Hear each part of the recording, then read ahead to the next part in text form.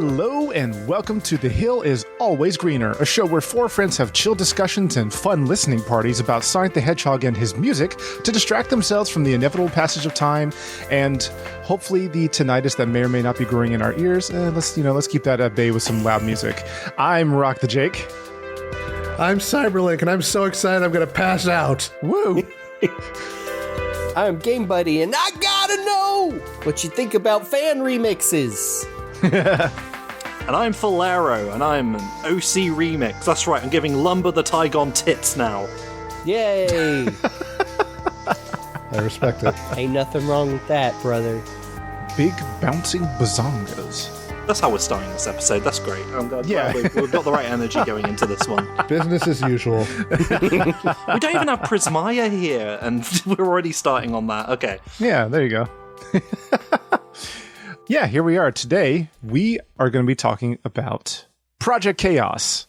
It's something that we were talking about before, was an album that's older than older than some of the people online who have opinions about Sonic the Hedgehog.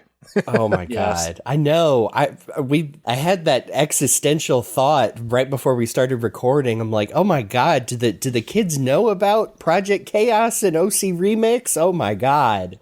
Well, the thing about Project Chaos is, to the listening audience who might not have heard about it before, if you are the kids who don't know about it, you probably should at least know it in passing, because we can't stop bringing it up, especially when it comes to the Sonic 3 and Knuckles soundtrack, because it's a very formative album for a lot of us who were... And also, all of your favorite YouTubers have probably used it at some point. That's probably true. It's quite the interesting selection of Sonic remixes from OC Remix, so Overclocked Remix. If you heard of that, it's a great site. It's still going. Produced so many remixes of video games across the width and breadth of video games. And also lots and lots of Sonic, and most of them were of IceCap Zone. But it's like it's so fascinating how long it's been going, but judging by the fact that this album is in fact 20 years old this year, because it is one of the high points of a very turbulent year for Sonic the Hedgehog, because it was released in November 19th, 2006. So. They went out on a good note, at least. Yeah. As the 8th OC Remix album, for perspective, they just released their 81st album, not counting official soundtracks, that being the Star Fox Double Wing Damage, which was just released last month. Oh, yeah. Oh, wow. They'd have not long ago just done another one, which was Hedgehog Heaven. Yes, that was the third album in 2005. And that one is interesting as well, because the thing is like, when they say like OC Remix released this, it's not like, the people running OC Remix are like crack their knuckles and like, right, okay, time for us, the guys running this site, to make an album. No. It's usually like contributors to the site who get together and make a project of their own, and then they release it through OC Remix, essentially. So the people doing Hedgehog Heaven will be completely different to the people doing Project Chaos. But it's just a matter that just happened to inspire them to actually do that, was the release of a Sonic 2 one. And they're like, hey, you know what's better than Sonic 2? Sonic 3. And that's why we got this one, I think. Hedgehog Heaven is a very nice album. I do think I listened to it after this one, and it's, like you said, it's completely different style, completely different group of remixes. Still very good. But we're not covering that one because we don't quite have the nostalgic connection to it that we do for this one. Now, getting into actually who made this one, it was organized by KungFuChicken and SnappleMan. That's the caliber of usernames that you can expect to see in this list of contributors. Welcome to the internet. Yes. But so many contributions. There are people like... Oh god, I'm going to have to pronounce internet names. Well, that's fine. Is it Ashane, Ben Briggs, otherwise known as Chthonic, in this album? BrainCells, Danny Baranowsky, hey, that's a name that's familiar. David L. Puga, aka Joker. GaMeBoX with the GMBX all in caps. Hadyn, Hetcenus, Housethegrate, Ichitutar, Kanjika, Lazy Gecko, or Gecko Yamori as they were called on this. Norg and Rexy. Of course, the two organizers, and there are people who have provided additional tracks on the third disc, which we may or may not be covering today.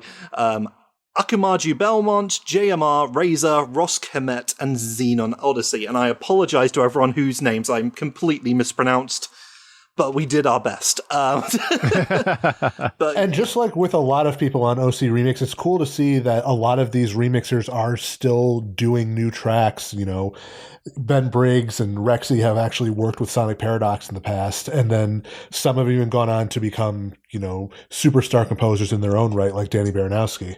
That's right, working on Super Beat, Meat Boy, and Binding of Isaac, as I believe it, and various other things. Yep. So, yeah, this is how some people got their start making... Because that's how it works, isn't it? It's like you get inspired by the things that you love, like Sonic the Hedgehog, and then you go on to make better things because of what you did on that. So, and then you go on to inspire other people who go on to make their Sonic things, and then go on to make other better things because of that. And that has happened for over 20 years now. So, the reason why we're taking the time to talk about this album, by the way, is because at least a few of us don't shut up about it whenever we talk about anything related to the Sonic 3 soundtrack. So it's about time to finally just have the final word on it, the final opinion on this, by just listening to it again and talking about it as it happens. And that's... Yeah, hopefully you join us. And even if you've not heard this album before, I hope you enjoy it too, because... Just come sit with us in the Theag Shack as we get together and have a nice cozy time listening to Sonic music produced by people who had nothing to do with Sonic the Hedgehog but went on to do great things. So, yeah. And you can hang out with me in the corner where maybe you've heard a little bit of it or never heard of it, because right. I remember I've heard at least a couple of the songs from this pair of discs, this album, way in the past, but at this point I don't remember them basically at all. So this is almost a completely fresh take from me. So this is going to be fun. Yeah, the unique Rock the Jake experience there that remains consistent throughout the course of this podcast. Yep, we value our Jake experience on this podcast. On the other end of the spectrum is me, who listened to this. Gosh, this came out the year before I started college. I was definitely listening to it into college.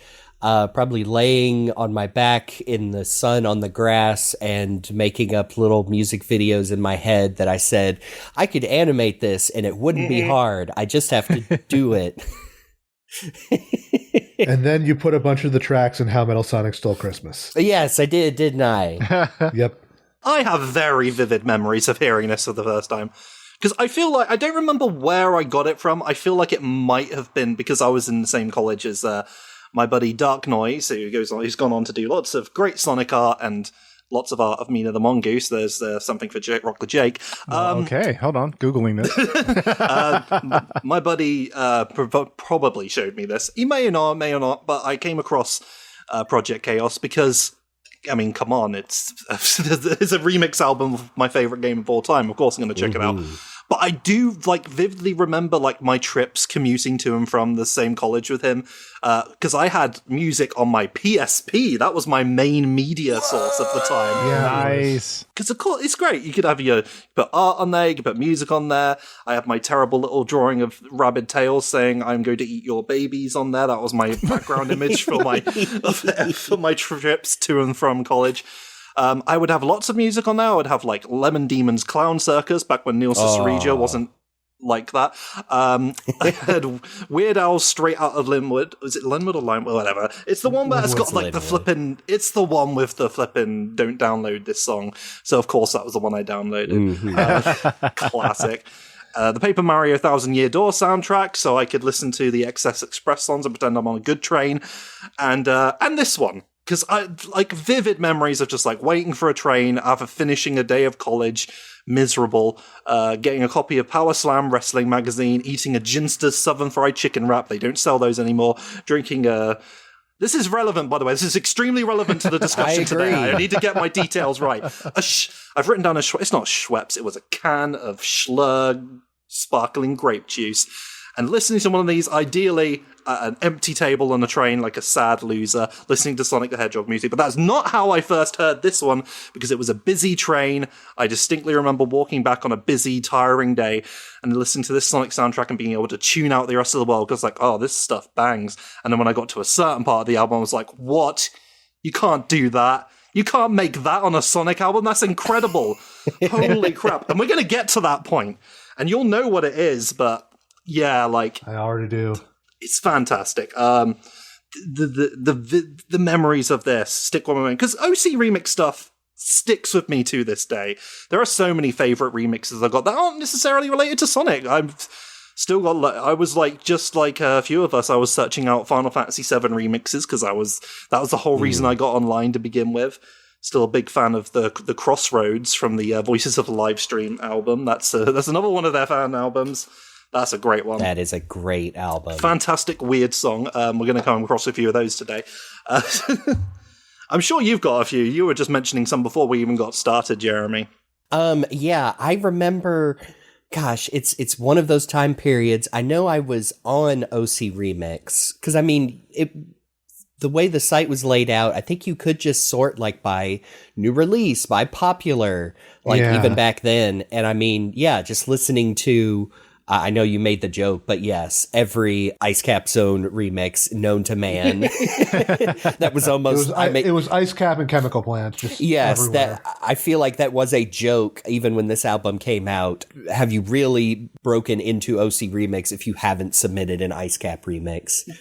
And we'll get to the reception of the one on this album. But yeah, OC Remix just really rewired my little baby brain with like a new form of art. Like I didn't know you could remix songs like that. You were just saying, Falero, like, wait, you can't do that to this song. That's too good. I didn't know people who weren't like professional musicians could do this.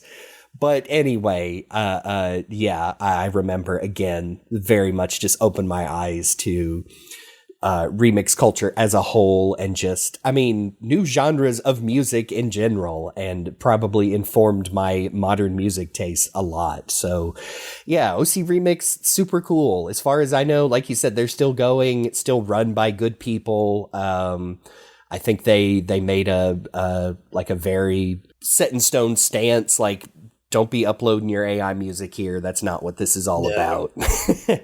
So yeah, good stuff. Yeah, it's kind of, that's the thing, is like seeing what these people who are clearly not like in, at least not at the point, weren't in the professional world of creating things, going out there and just doing their own take on stuff that they loved, like Sonic the Hedgehog in particular. It was sort of like, it's really inspirational. And it's no wonder that like stuff like this will probably be in the back of my head when I'm thinking about what can I do next when I'm making a Sonic the Hedgehog animation just a few years after this, apparently. So, I don't know. In a way, this is like going back to before the Sonic Paradox times, you know? Oh my god, how could I forget that the Rabbit Joint remix of the Legend of Zelda album came from OC Remix, the one that people...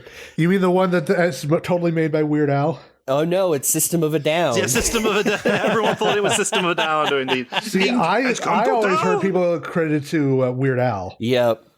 It was Weird Al or, like the nastiest, most disgusting parody songs. Like, sounds like Weird Al. And Weird Al had to be like, that's not me. I try to keep it peachy. I remember he had a spot on his website years ago that literally had like a list of all the songs that people thought he did that were not him. It's all LimeWire and Kazaa, all the... Like Barney's on Fire and stuff like that. Yeah. But you know the Rabbit Joint. The Link, he come to town. Come to save the Princess Zelda. Gone and taken away. Now the children don't play, but they will when Link saves the day. Hallelujah! I remember tracking down a quote-unquote an official download on OC Remix of that. That is probably my first experience with OC Remix. Mine was, I believe, I got the first disc of Kong in Concert, the Donkey Kong Country remix album, from a friend of my dad who had just burned it to a CD, and I didn't realize it was from OC Remix at the time. I didn't even know what that was, but I just got this random disc that was just all these really wild Donkey Kong remixes. That I was like, what even is this? And it wasn't until later that I realized that I like discovered what it was, and kind of sent me down a rabbit hole of discovering all these other albums. And I'm sure that when it first came out, I probably got it because somebody like linked to it on like the old forum where Jeremy and I met or something. Oh yeah. That seems like the most logical place to have found it through. But yeah, I still, will go back and find cool stuff on OC Remix every so often. Like, the one album I immediately think of is, the full soundtrack to Super Street Fighter 2 Turbo HD Remix. Ooh. Oh, that's right! I forgot they did all that. Where Capcom straight up was like, hey, OC Remix, get a bunch of your people together and make us the soundtrack for this official HD re-release of Super Street Fighter 2. It was really interesting because they did give them a lot of creative control with that, because some of those tracks are actually kind of nearly unrecognizable to the original versions, but they're really unique. Yeah. Because they also had like the Udon artists who were doing the comics at the time, making the sprites and stuff. So it was like a real oh, what a collection of talent working together on this new release of Street Fighter. I don't have as much experience with OC Remix as everybody else here, but I do have at least a little bit. I remember back in the day, I would occasionally look for remixes from of songs that I really liked from just anywhere I could find them. And I remember downloading. I've got one on my computer of a Sonic one. It's not from this album; it's from something else, I think. But I distinctly remember getting a few really cool sounding ones from. I want to say it was Mega Man 7 or Mega Man X something, but just just to echo what everybody else says, it's amazing to hear the quality of this music, and especially back in the day when you're just you're so used to going out and buying a CD by your favorite professional band who's on a label, or your favorite artist who's being represented by this huge group or whatever, and then you hear this amazing music that's just free to download on the internet legally instead of through LimeWire or something like that, and you're just wow, people can just do this? That's awesome. Yeah, I think that is also something worth bringing up. Is I know you said you had the album on your PSP, Falero. I had a stack of burned albums that went into my car's CD player that man, I remember trying to print inkjet labels, looking in the outline of the album art for Project Chaos. If you look up in the corners, you can see the overbleed markers. Because for a long time, the albums had album art that you could print out and put in a jewel case, and I absolutely did that. Same. That was just awesome. That felt so real at the time, man. No, I'm making my own CDs. It's the future. Nothing's ever gonna be better than this. It's the future. I do love that album cover, actually. I mean, all it really is, it is just the flippin' Sonic and Knuckles logo, which you can't go wrong with, on top of what looks like nobody's ever done it better. I might seriously argue it's one of the greatest logos ever illustrated in the history of mankind. Let's just dive into why this happened, because we did a little bit, but they've actually there's not a ton of info out there, but the actual official website does have the the documentation of the creation, the journey, as they call it, of making Project Chaos, and I think it's fun to read verbatim, so I'm just going to do that right now. It says, this project was started quite a while ago, boy was it, by KungFuChicken on Overclocked Remix. It was Hedgehog Heaven that inspired him to take one of his favorite video game soundtracks and pay tribute to it in the form of an arrangement album. It had a rocky start, Sonic style, and after a series of epic battles, SnappleMan was asked to either stop insulting it or try to do better. So he joined the project, and the Project Chaos team was born. I love that. I'm sorry. Oh, it's so good. I know, you're so goddamn smart. How did you do it then? Okay. And so he did. And it continues, with SnappleMan and KFC, I guess that is his name, working together, the project began to grow in many directions. There were many twists and turns on the road to completion, but in the end, it really added a level of character to the whole project. We never lost sight of the music and our dedication to pay only the best tribute to it. We feel we've achieved something very special here, and we hope that everyone enjoys it as much as we do. And, well, I know I did, so... Absolutely. Given the legacy of this thing, mission accomplished. Yep. both of them have their statements here. Just for completion's sake, I'll read them out. SnappleMan says, I took this project on because I really wanted to make sure that Sonic the Hedgehog 3 and Knuckles was done proper justice. He was insulting the project up to that point. He's like, at first I didn't take this project seriously since it had just come out after Hedgehog Heaven, but after talking to KFC for a while, I realized that he was serious and he genuinely loved the soundtrack like I did. There was no way I could pass on the chance to have a part in this. Because he was like, nah, this guy's going to fuck it up on his own. Leave it to me. KungFuChicken says, I started this project because after listening to Hedgehog Heaven, I was struck with nostalgia as I remembered the brilliance of Sonic the Hedgehog 3 and Knuckles as a game and a musical breakthrough. I simply had to get together musicians who can extract the greatest possible feeling they could out of every song. I met Snapple along the way, who happened to be one of the coolest people ever and a great friend, yeah, I can tell. And he shared the same ambition of making this project. With hard work, here are the fruits of our labour. Enjoy. So there we go. That is the preface to it all. The actual preface to this is, when we say the Sonic the Hedgehog 3 and Knuckles soundtrack, we mean the one that was released with the game, as released, because we spent a whole time talking about all the different versions of this soundtrack, but it is based on the ones that we got, the ones with the Brad Buxer / kind of MJ versions of the tracks. That's what the ones that they're pulling from here. Right. And, of course, the Sonic and Knuckles soundtrack as well. So there's a little bit of both, but mainly Sonic 3 and Knuckles is one collective game. This is Project Chaos. If you want to sit and...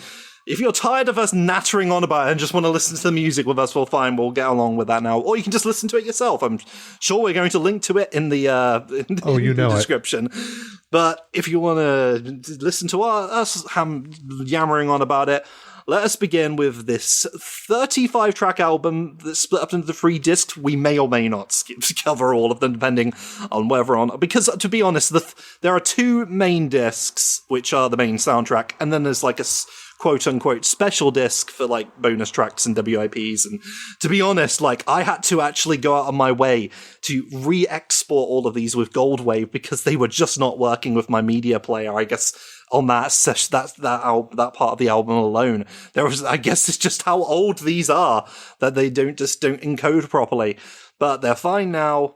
We may or may not cover those. We're mainly focusing on the main soundtrack today, because that's the one most of us remember. So, without any further ado, there's been plenty of ado up to this point. Let's move along with the Sonic the Hedgehog remix album, Project Chaos, because that is what we're actually here for today. And I'll begin with the first disc. This is the Sonic the Hedgehog and Knuckles, that's what it says here, title by SnappleMan.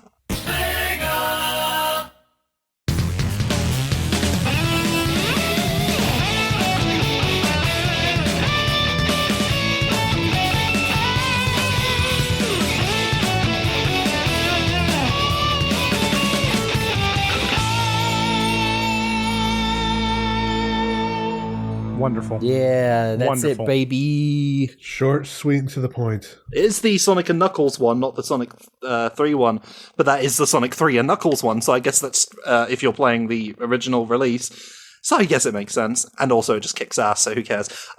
Love the little twinkly parts at the Yes. end. That's always my favorite. All right, Snappleman, stop talking shit and make something your own, okay? Exactly. As drummer, gotta say, good like sounds on the drum. It's definitely like program drums, but still like good sounds on it. Doesn't sound like bit crushy in a bad way or anything. I know, we're talking about like 2005, 2006. Yeah. As well, as far as people's home studio technology. Kicks you in the face, really, to this is what you're getting into on this album. This isn't your dad's soundtrack. It's for all those people who are like, yeah, I imagine all these Sonic songs of a lead guitar that goes wild. I'm like, yeah, well, this is the one that you imagined in your head as a kid. So. Yes, basically. But that brings us to the second track, which is by the other organizer, KungFuChicken, with The Wait Is Over, which is, in fact, the data select screen.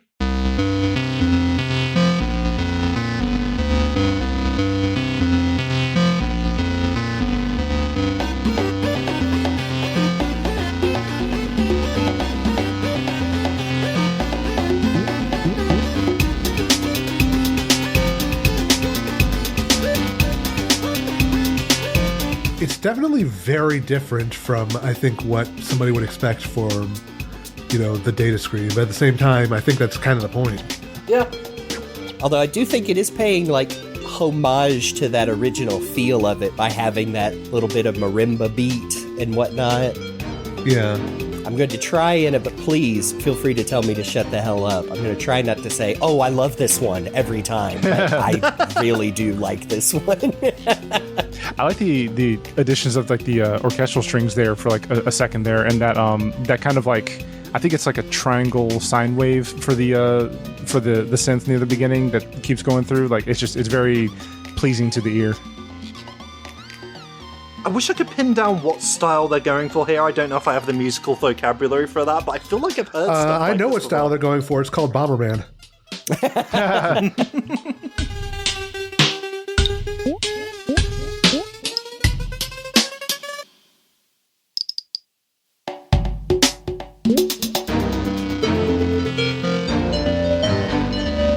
I do like the little died in Super Mario noise there for Super Mario World noise that we had there for a second. Yeah. The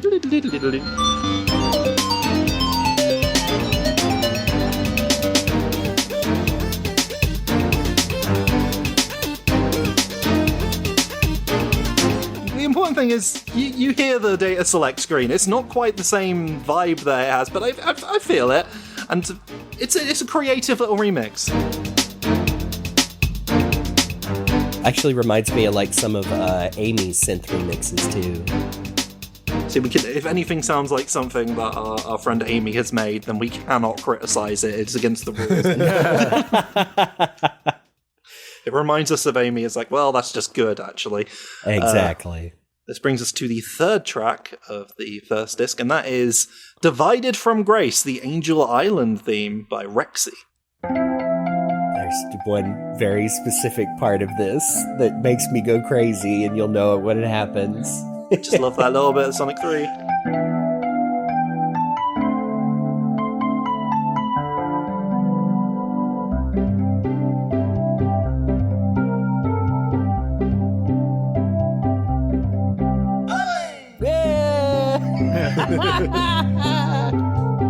That specifically reminds me of Japanese palm tree panic.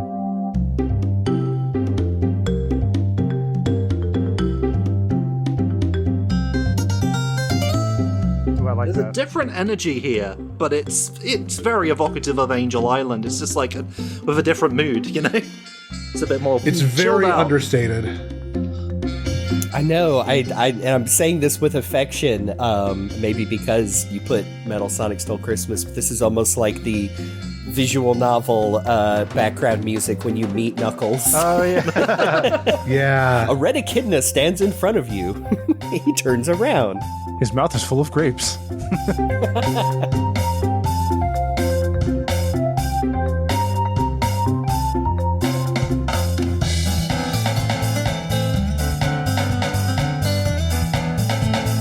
I love this sort of Spanish guitar as the lead instrument.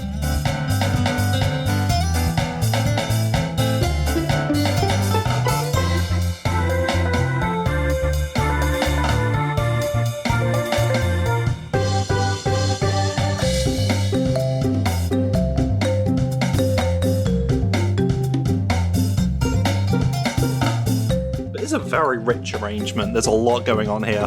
Yeah. I'm getting kind of mixes of Banjo-Kazooie and Spyro the Dragon from just the feel of this. Yeah, those very nice, but appropriate xylophone hits. Yeah. And you just get a little bit of a muted trumpet going, which is very cartoony. And then Okay, the now reggae it's style. really going Spyro the Dragon. Yeah.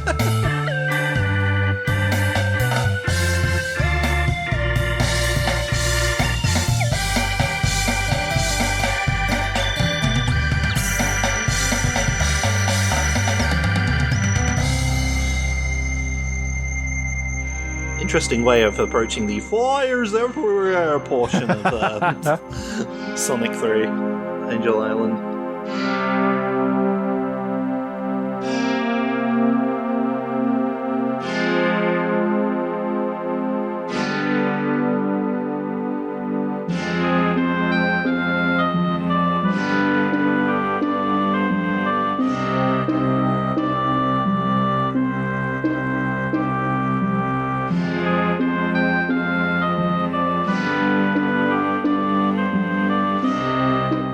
Oh, it's quite melancholic. I quite like it. I have a deep nostalgia for these specific, like, MIDI horns and strings, just due to all of the, like, old fan games I used to play that use them. I know. I really wonder, like, again, I say kids, you know, still grown adults who are younger than us, who didn't grow up with this album, like, do they think those horns are a little cheesy? Because I don't. But then I've heard this a million times. There is something about synthesized, you know, brass that is nostalgic to me, but maybe it sounds a bit off to, you know, folks who are used to, I guess, more advanced or artificial music instrumentation, I suppose. There's definitely something to be said about the fact that, you know, like the timeless saying of like what's old is new again, because like I'll even hear like occasionally, like if I pop on the radio, I'll hear a pop song that sounds like parts of it are being used by like, or being recorded on like an old Casio keyboard. So yeah, so I think everything sounds perfectly fine, and I'm really enjoying this arrangement. I'm just like kind of quietly listening to everything. There's a cool bit coming up though.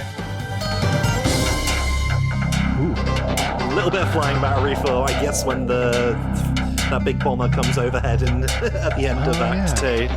Yeah. I was about to say, that's exactly what I'm picturing. It's like, oh, they're on the straightaway. Here it comes. Watch out, Tails. If it's anything but the Sonic Origins version, you're gonna get bombed. Yeah. Yeah, that's so creative and so good, but it really brings it's like a different approach to Angel Island, but you feel like Angel Island is all over that, like you feel like you're there, man. I know. I'm already pitching a tent with if Knuckles will have me. On that note, we move on to the next track, which is Danny Baranowski's Caution-Echidnas May Eat Your Brain, but this is actually a remix of the Sonic 3 Act 1 mini-boss theme, but there's a little bit of Knuckles in there, as we all know, so let's have a listen.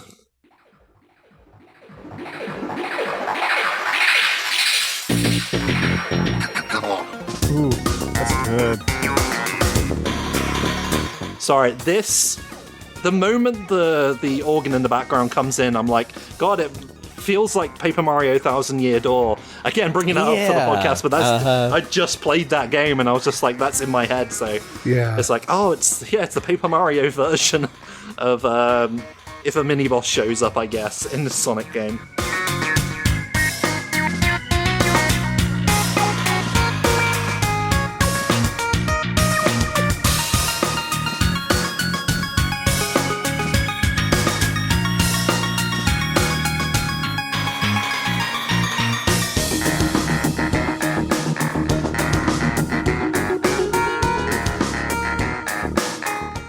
Quite the elaboration on what is a fairly simple track in game, but I'm all about this one.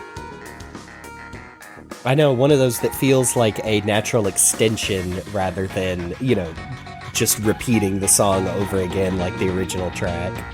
This feels like almost, I say it's like the Paper Mario, it's almost like the FF7 remake version of the track. It's like really elaborated on and remixed and built up.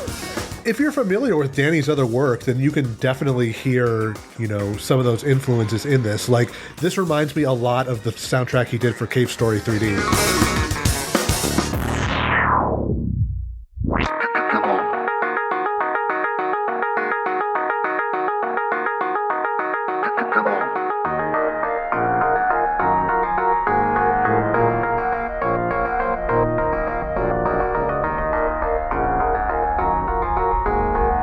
Is definitely catching fire now. Who brought the hot dogs? I always forget about that low rumble. Oh, it's scary. I don't know if that does it for everyone who's listening to this, but I love that track. Like, I don't know. I love the Microsoft Sam voice. That's what we had back then. I bought this OC Remix CD at a garage sale for $1 and it started rumbling at me. It's haunted. Well, speaking which, it's time for us all to drown like Ben with Hydrocity, because it's House the Great's Walk on Water. Hydrokitty. Love it.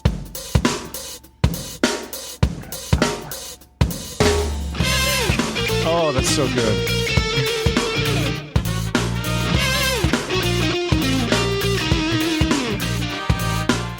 There are a few, like, just spoiler everyone, there's quite a few guitar-based tracks on this album, many of which done by SnappleMan. This one really suits flippin' Hydrocity, though, because it is so funky. Like, it's just that organ kind is of guitar. so good with the guitar. Yeah. It's like if you took Hydrocity and injected a little bit of that Tidal Tempest funk into it. Yeah. This one is this is one of the most like direct, just like this is a song from the game but built up, you know, like this. It will elaborate and it will go on and it will build, but this is just, I'm just hearing it's like, yep, that's Hydrocity, all right. That's how I heard it in my head. This reminds me a lot of the Mania version, personally. I was going to say, and I'm not saying this like casting any aspersions or putting words in anyone's mouth, but I bet all of the like Mania, there's even a track on here that would be famously remixed in Sonic Generations that I would bet dollars to donuts like they listen to this album for like not only inspiration but like, oh man, we can't do it just like that, but because Sonic Chaos did it already.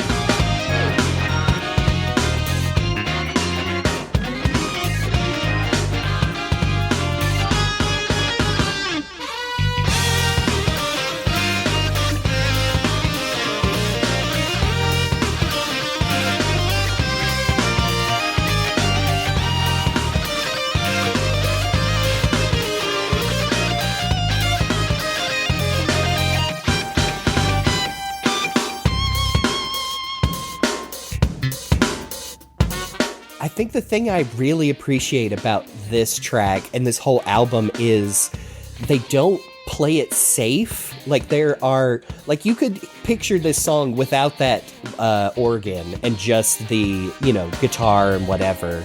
But no, they let the artist like add that little extra, pushed it a little bit harder. And I mean, to go back to what SnappleMan said, to make sure Sonic 3 and Knuckles was represented the best it could be.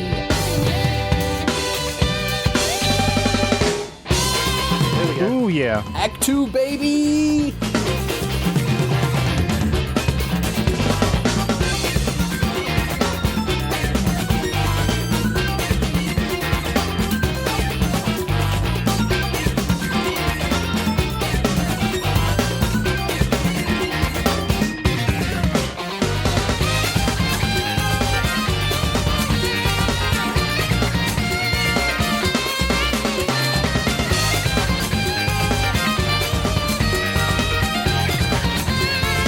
So this is the extent of our critical analysis right now, folks, I'm afraid. This bangs. I'm sorry. I mean, it's just Hydrocity, but done really, really freaking well, you know? Okay, well, I'll try to be, like, more in detail. Like the first thing No, you don't have to. Like, well, okay, so, like, oh, hold on.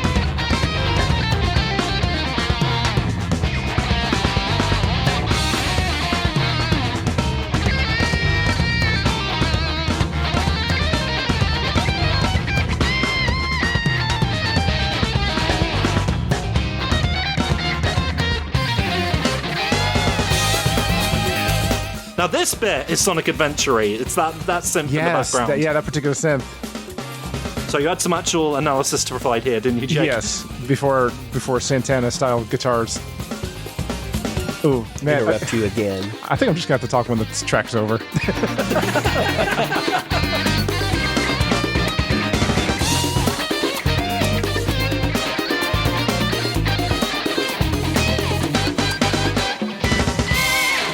Hot damn. Man. That is a... Oh my gosh.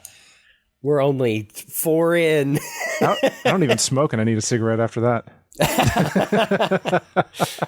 All right, so the thing I was going to try to say was that, like, the first thing that came to mind was just hearing these remixes, and especially this one, like, it showcases just how good the original music is. And then, like, when when a remixer is able to, because of course, all these games were programmed with synths like for like the 16-bit era, and so they obviously had like some sonic and I mean that in an audio term, like constraints to it.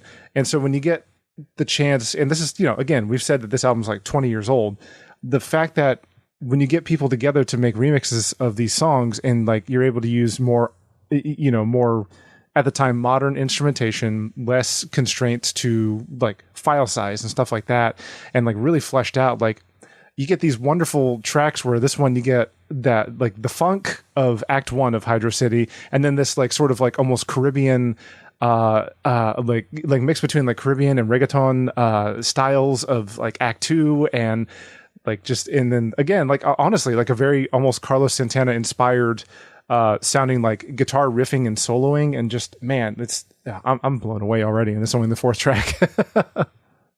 Yeah, it's pretty good in it. That's the thing. It's pretty good in it.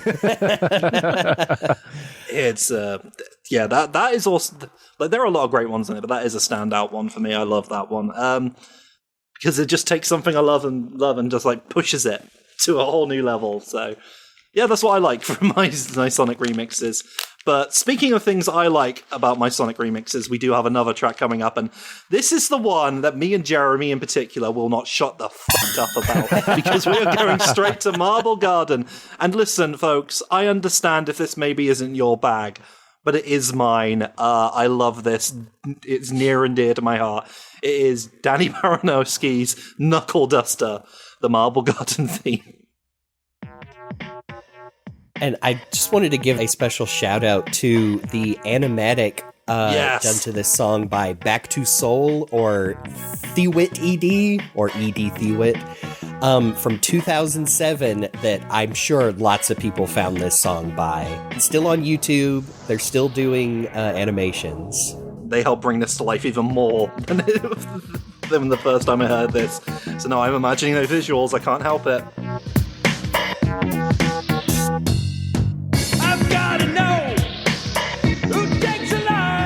I mean, the vocals, folks. They are unique, and I love this. I think they are fine. They are intentionally in this style. I assume this is Danny's voice.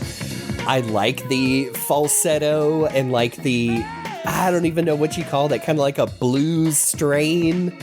And I remember when this came out, I remember reading reception from lots of places saying like, oh, that's the only one I hate, the singing's so bad. And I'm like, no, it's not. It's cool.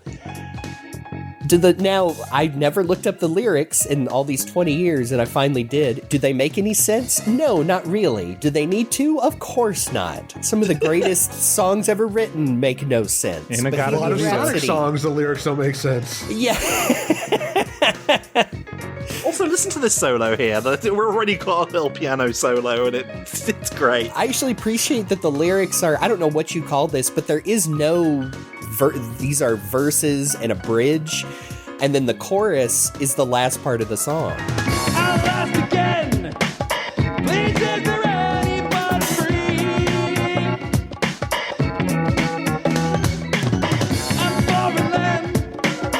Why won't you speak to me?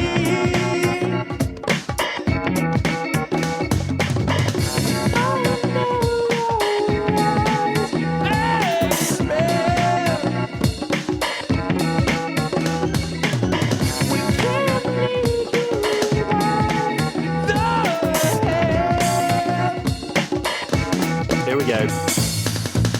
No, you're a Knuckleduster, and you're caught in a real life now, with eyes half open and a trail of head crumbs. Tell me again where you are from. Now I can just see Knuckles shoving Sonic away from the keyboard so he can sing on his own. That's it. Like, yeah, it's the vocals themselves have a very imperfect quality, but that's kind of the charm to me. Yeah. Like, y'all know me, I ain't no singer, but I'm not tone deaf, and neither is he in here. I think it's all very intentional. And over Marble Garden of all, nobody's favorite level. I think that's why I appreciate how quote-unquote weird this one is. And yeah, it ends on this nice little melancholy note.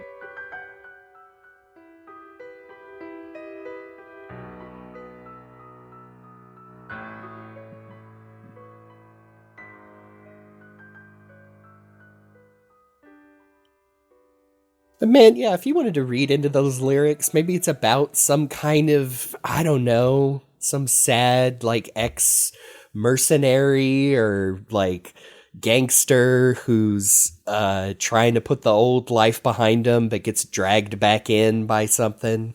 A Knuckleduster caught in a relapse. Well, what it's actually about is some kind of man. Yeah. Some kind of man. I know, some kind of man.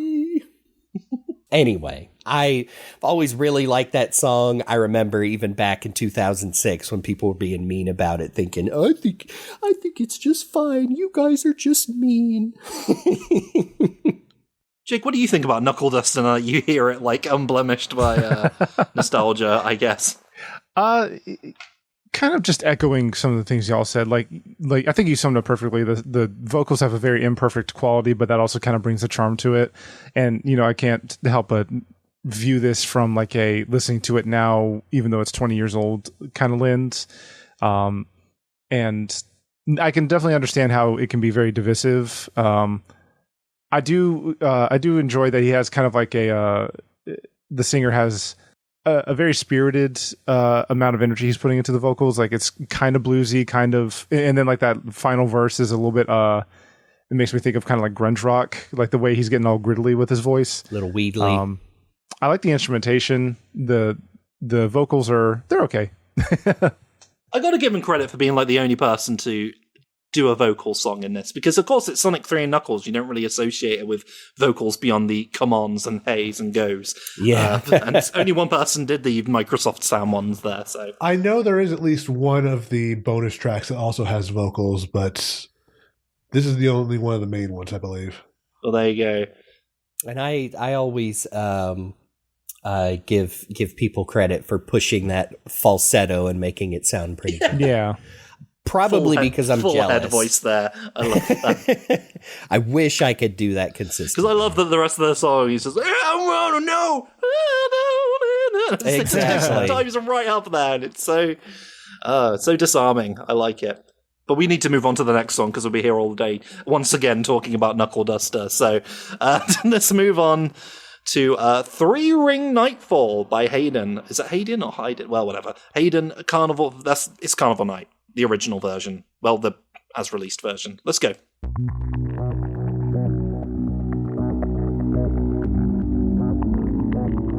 Ooh, I like the build-up here.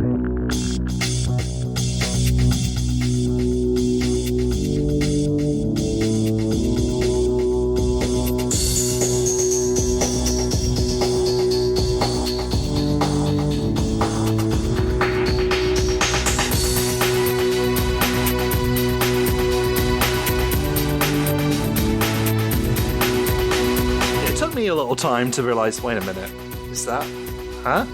Because nothing's crunchy yet, nothing's like smashing and breaking, so I don't immediately recognize it as original Carnival Night. There's no farm animal sounds in the background.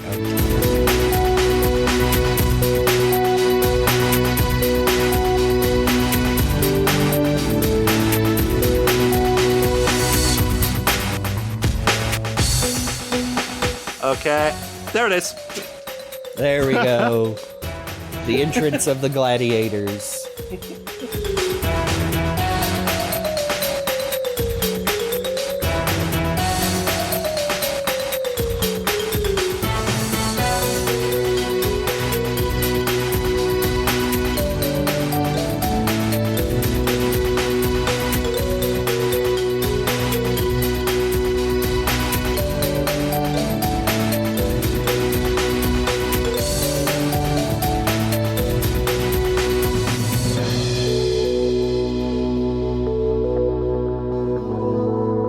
There's a pretty cool vibe to this. It's not like immediately what I'm bringing to mind Carnival Night, but maybe a version of Carnival Night. It's hard to pin down exactly what I'm seeing in my head when I hear this. More like Carnival Nightclub. Yes, I was going to say, it feels like Carnival Night at night.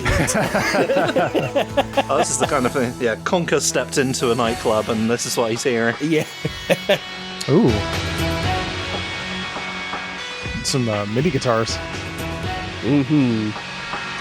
I feel like anyone who's charged with doing the Brad Buxer MJ tracks has a lot of work lined up for them, because they're hard to really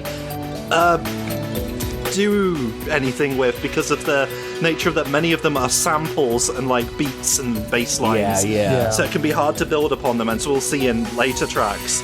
But We'll see in the next one, in fact. well, the next one is really interesting, but we'll get to that once we get out of Carnival Night. But yeah, I like this build up at the end here. Those MIDI guitars really remind me of the Sonic OVA. Oh yeah.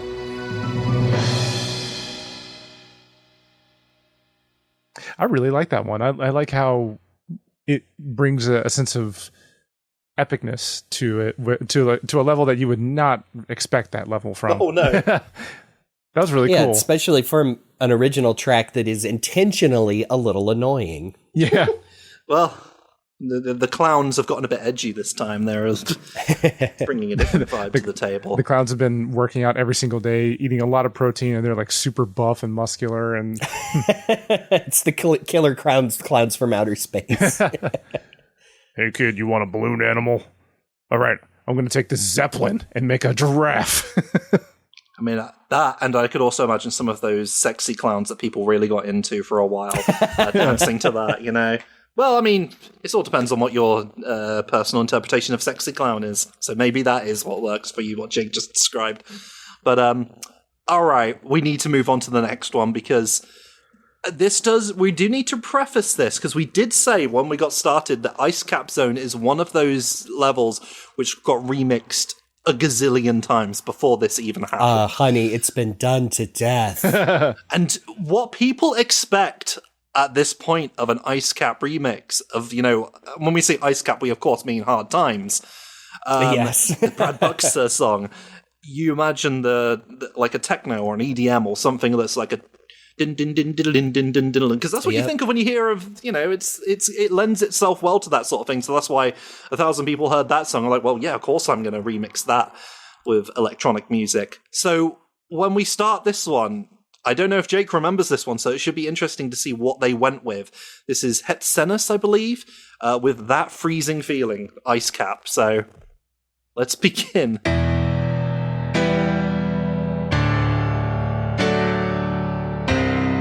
Not familiar.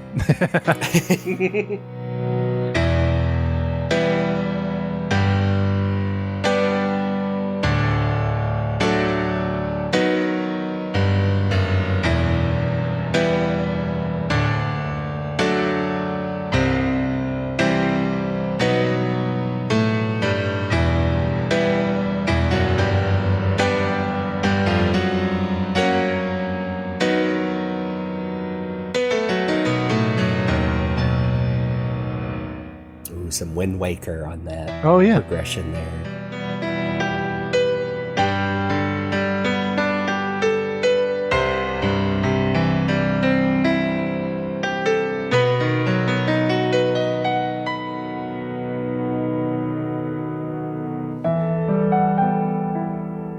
Leaning over to the person in the other seat of the theater.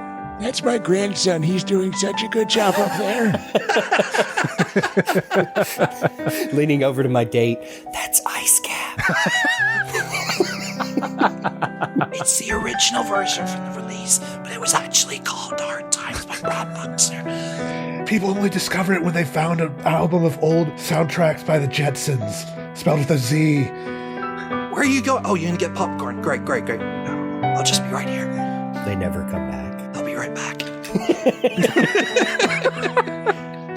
No, this is so fucking good. Holy shit. I know. No joke, this might be my favorite track on the album. Interesting. Yeah, it really takes you by surprise because a lot of these songs are pretty energetic and up there, and then the rug gets taken out from you with this, and yeah, like, this is not what you'd expect from IceCap at all. But it's great.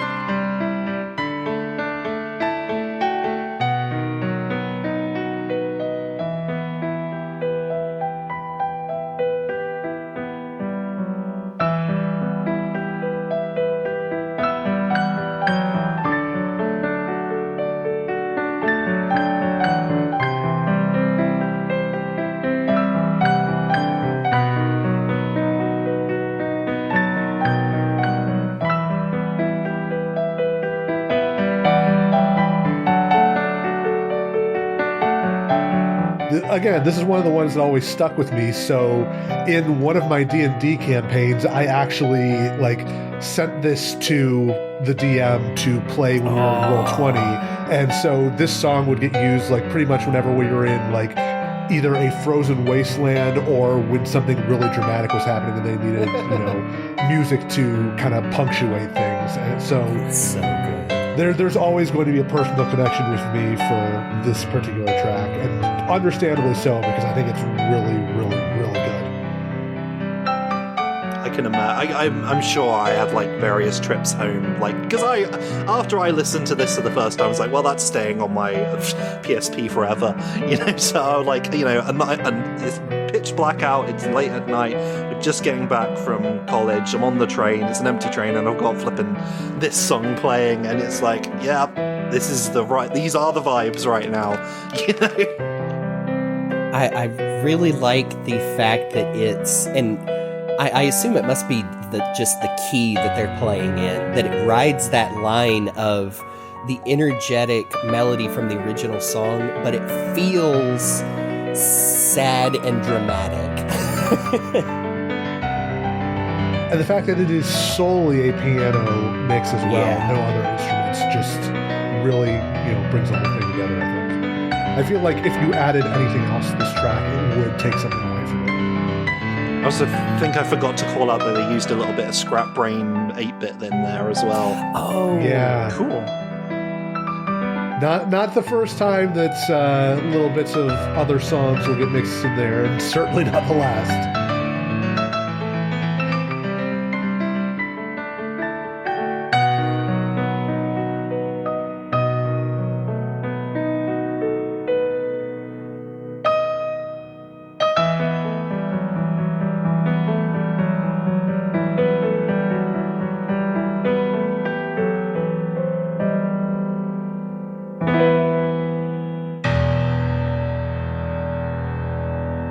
I can see how it could give people chills. I know. I almost want to pipe in a orchestra applause right there at the end. Yeah. You're the editor. You can do that. Yeah. Maybe I will. My grandson is so good at piano. I'm so proud of him. No, that was so good. Yeah, that's not your typical sort of Rock the Jake song, but there's no percussion whatsoever. But I was going to say, technically, piano is a percussion instrument. So yeah, now I think about it.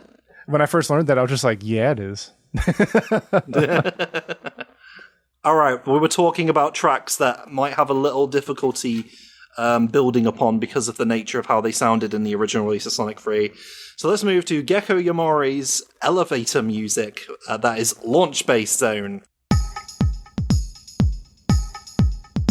Launch Base Zone, like you said, it is such a hard track to really effectively remix, I think. So the fact that anybody can do one at all is impressive in its own right.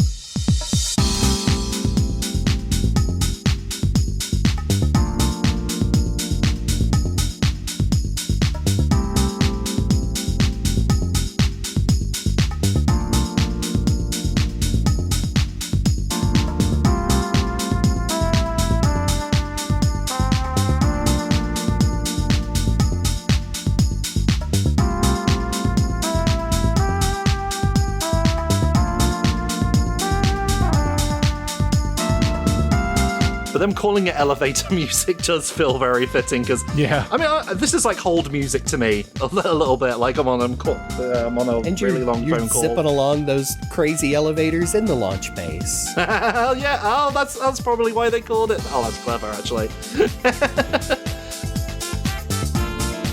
I love that horn synth. Before we knew that there actually were horns in Launch Base Zone, according to the unless you were one of those PC soundtrack truthers. Oh, true. Again, they won in the end.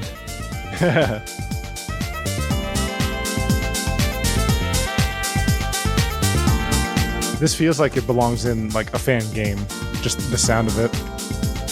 I love its sort of like samba beat to it. Yes. I mean, it will probably, like, I could hear it as level music, but the way this is arranged, it's more like menu music to me, and I don't mind that. Yeah. Yeah. But yeah, you can just make out the launch base there, but it is mainly, the focus is mainly on the bass line. Oh, I would like to think maybe this is the theme for Launch Base before it was Launch Base, before Eggman dropped all his Death Egg crap on there. It's the Sonic CD past mix of Launch Base. Yeah. It actually does kind of sound like a Sonic CD past theme now that you bring it up. It does, yeah.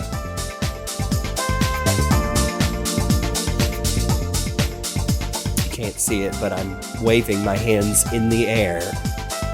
But do you care? Gosh darn it, I sure do.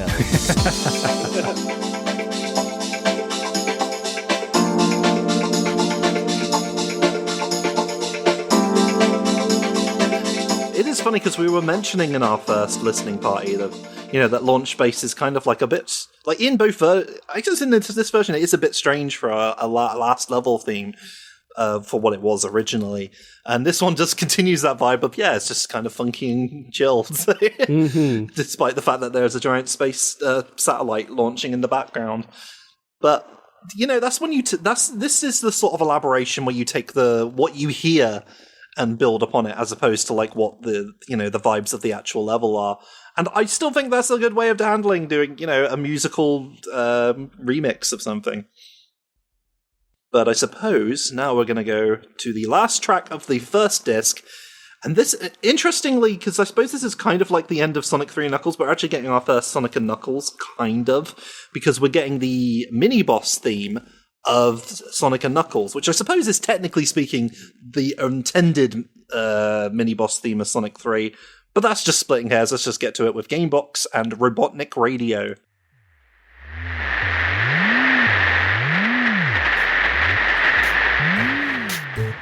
I appreciate that it starts with radio static to go with the title. See, this is such an interesting case because I know what the other boss themes on this sound like, and it is such a far cry from what's coming. Again, this is someone just like listening to the song and like, what can I do with this? And they just had a really creative response to, kind of like intense, not really intense, but sort of like, you remember the original version of this song and it's quite didadun, but this they've just like made a smooth jazz version of it. I know, I always forget how chill this track really easy is. listening boss theme.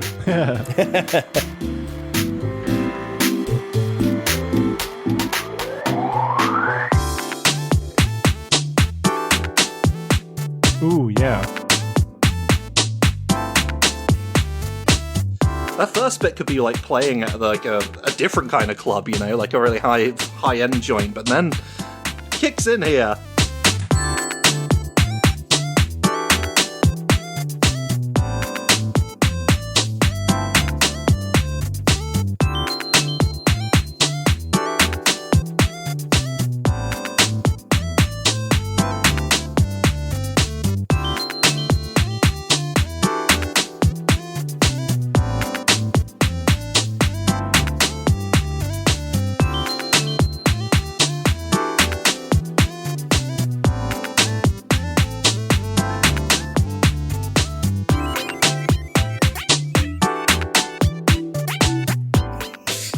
Remixing the spring is brilliant.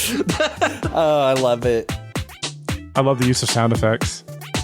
Oh gosh, you know what it reminds me of? It reminds me of the music from Yoshi, the matching game on Game Boy and NES.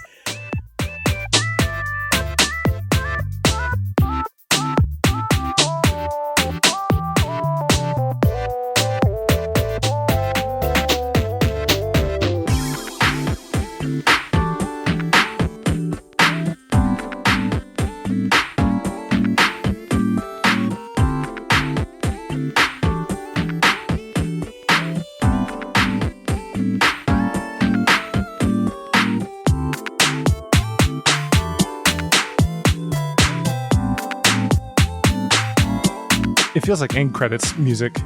Yeah, I mean, it feels appropriate to end the first disc with, even though it is a, like we said, a remix of a high-energy boss theme originally. And you hear it there. It is there, but it's presented so differently. But I vibe with it.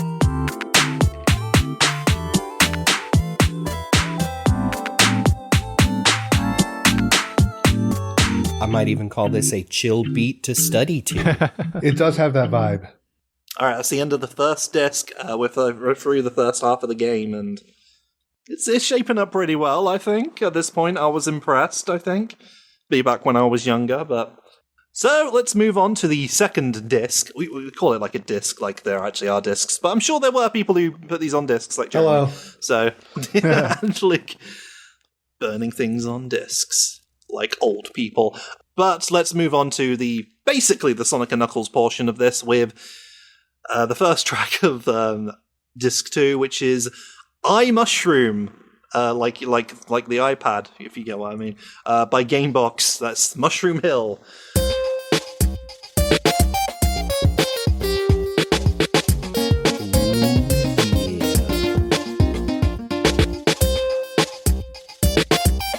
It's 2 GameBox tracks in a row, essentially, but whole different vibe here. But yeah, you just immediately recognizable as Mushroom Hill, but they have an interesting take on it. I really like the percussion here. Me too. Oh man. Now it does maybe lean into that sort of like, what if those mushrooms that Sonic bounced on were magic mushrooms? I mean, that's what you do when you've got a mushroom-based level. It's like, yeah, let's lean a little bit psychedelic. It's good. Oh, that little like, Ooh, that crunchy synth guitar. But that might be someone on the guitar, I think.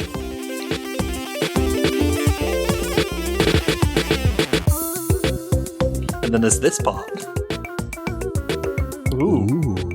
This is when Knuckles is peeking around the corner, making sure no one sees the incredibly well-hidden entrance to the shrine of the Master Emerald. Going a little bit Oil Ocean here, actually, with those quote-unquote Middle Eastern style vibes of the music.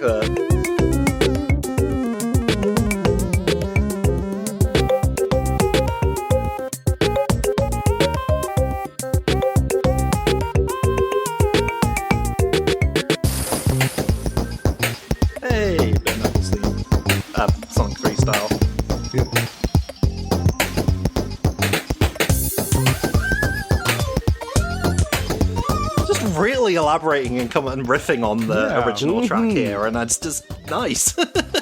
a very positive outcome of throwing spaghetti at the wall and seeing what sticks. Mushroom spaghetti, I guess. Mushgetti. It is really weird to think that this album came out before the troubles started with that game soundtrack. Yeah. Oh, yeah. This was before people started looking into it, and that was like, oh no, you've unlocked the Pandora's box now, and now we can't put it back in.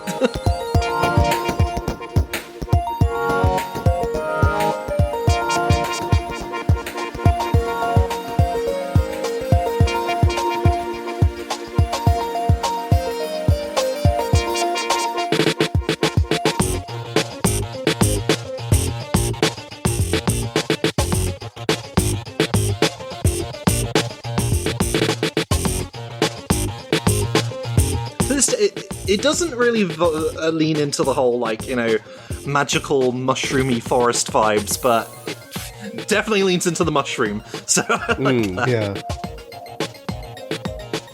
I guess I never until now thought that the varying styles and how things get like thrown in might be alluding to the fact that you're running through Mushroom Hill through the changing seasons. Yeah, it almost feels like it's like a song of 4 parts almost. So.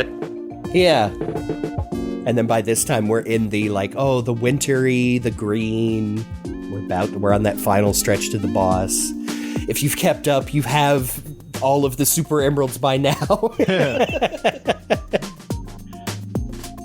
It just makes sense to do a track like this for Mushroom Hill, I think. Yeah. But there are different ways you could take it, but no, this feels right to me.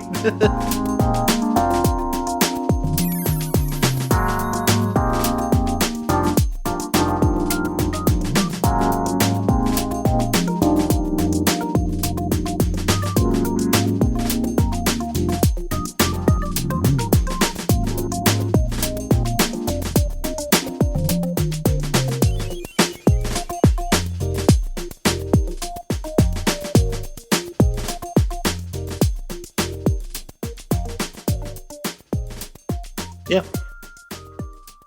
That's iMushroom. That's so good. That was just one of those ones you just kind of sit back and vibe out to. I can't help it. Man, I'm just like sitting there, like just enjoying it. Yeah, for sure. That's the in-depth analysis she came for when listening to our podcast, I'm sure, is just, I like this one. I'm just going to sit here and enjoy it. So a couple of things I can mention is that I really love the percussion and especially that snare sample that's in there because it reminds me a little bit of like some Game Boy Advance games, the snare sounds they had in there, and then also a little bit of some of the tracks off of Owl City's very first album when he was still kind of finding his footing. And yeah, like it was, I think it was you, Chris, who said like it was either Chris or Jeremy who said like it's kind of moving between the different seasons. And I think it really, once you said that, it like clicked in my head like, yeah, that's exactly what it sounds like. Cause it's like the same song, same style, but also like 4 different styles going through it. And just it really well-intentioned thought in the song, I think.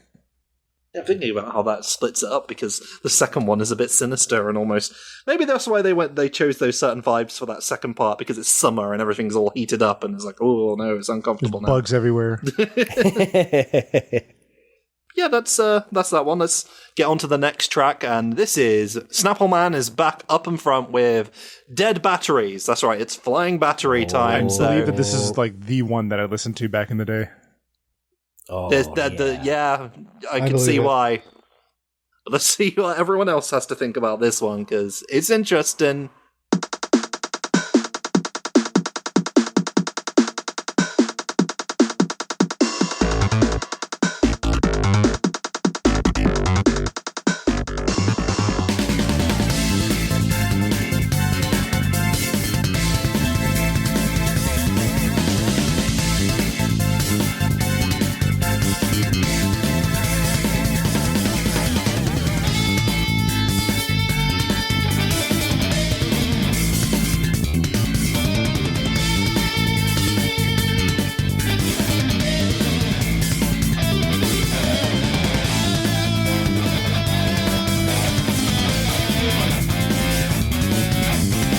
In a lot of ways, SnappleMan's tracks in particular really do kind of define the sound of this album, just being very heavily, oriented around, thick guitar and, riding that bass line. We get a few like these, so yeah. Very technically proficient on that guitar as well, which, again, high compliment, reminds me of Jun Senoway's own guitar playing. The bass as well, yeah, that is reminiscent. That's why I liked it, because in my head, this was like, oh, what if they did a Sonic Adventure level of Flying Battery Zone? Maybe it would sound a little something like this, and that's where my brain goes to. Because Flying Battery is one of those levels where you could imagine the lead being a heavy guitar to me. So this just checks out, and it's really well done too.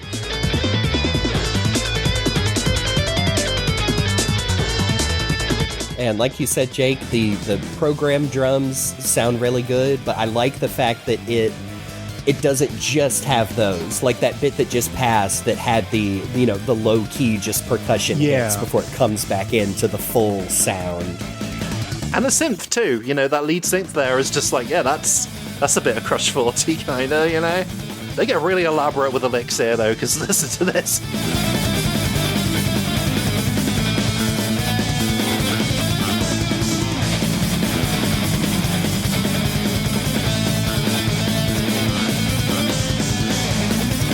I can understand maybe it's not to everyone's taste to have this sort of thing, but I feel like there are a lot of Sonic fans out there whose the musical identity for Sonic is, guitar. In this kind of thing. That was definitely me for the longest time.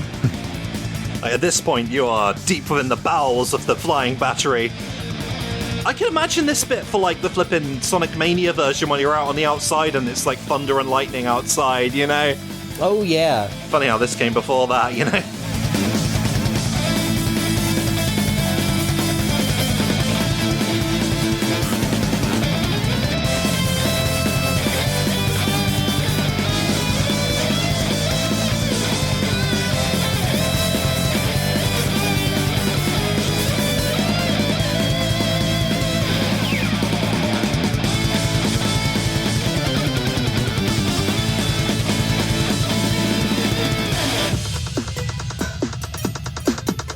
Yes. Oh my gosh, I love the little wind down. Yeah. Like, maybe I'm a basic bitch, but I go wild for this sort of thing. Oh, yeah. Because of when this came out, I mean, you're talking 2006. We'd had the adventure games. We had definitely had, the full-throated arrival of Crush 40. But yeah, like you said, that is not... It is almost like a mashing together of those two musical identities of Sonic. It's like, oh yeah, the Sega Genesis chiptunes, and that leans a little more techno. But then, like you said, you can still hear that guitar in those original tracks. And...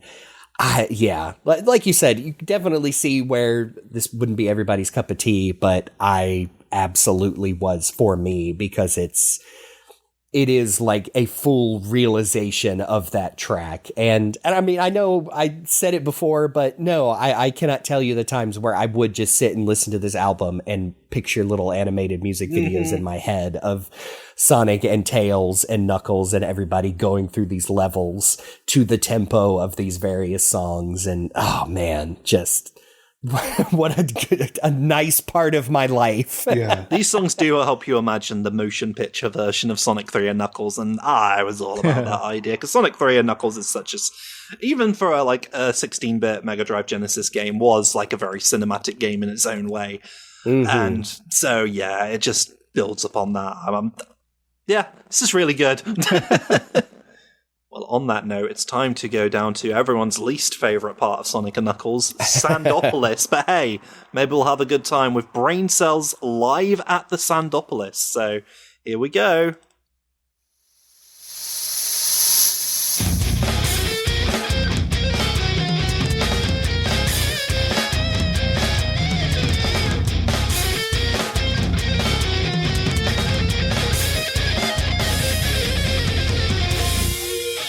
Imagine Sandopolis to sound like, but hey, I'm not complaining.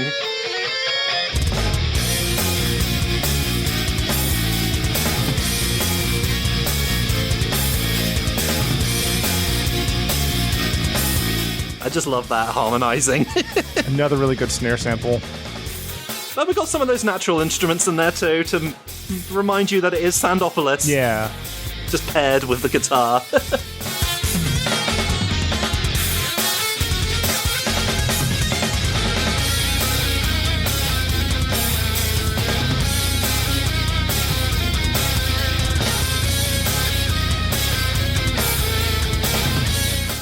This is almost a bit too cool for Sandopolis, to be honest with you. Yeah. Like, we've had some, pretty heavily, guitar-oriented tracks already, but this one's like one of the only ones that feels like really hard metal compared to some of the others. But hey, I like this. I like them going like the In the Pyramid sort of bit of orchestration here.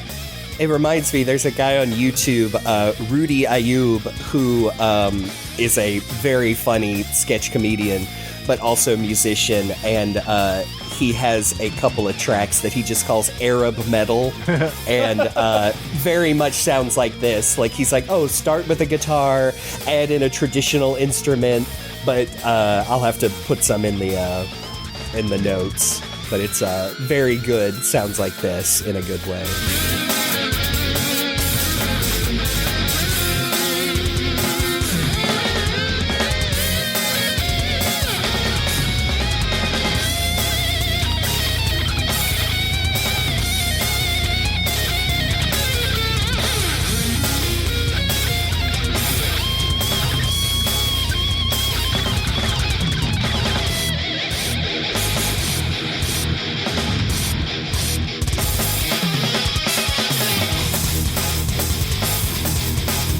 Feeling like Pantera now.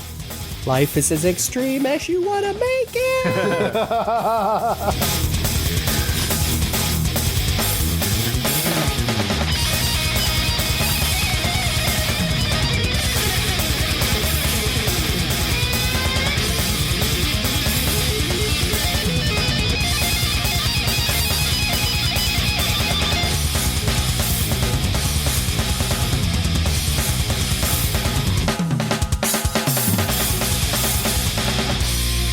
Honestly, I know there is a mod to put the Project Chaos tracks into Sonic 3 Air that might make Sandopolis a little bit more tolerable for me if I was to install Yeah.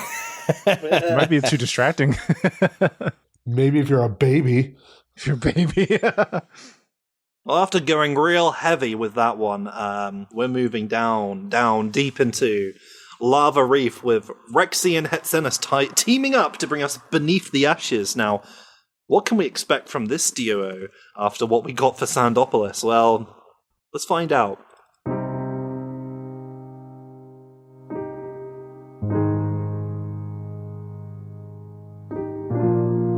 Music to emotionally burn in lava to. I was about to say, not usually what I picture when I'm falling into that lava pit.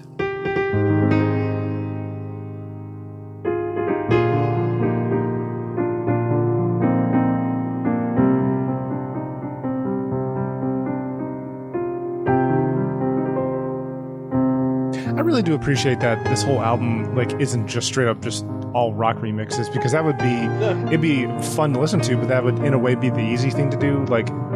You need variety, and you need to be able to expose yourself to different styles of music, and it's wonderful that we get such drastic swings in style in this whole album.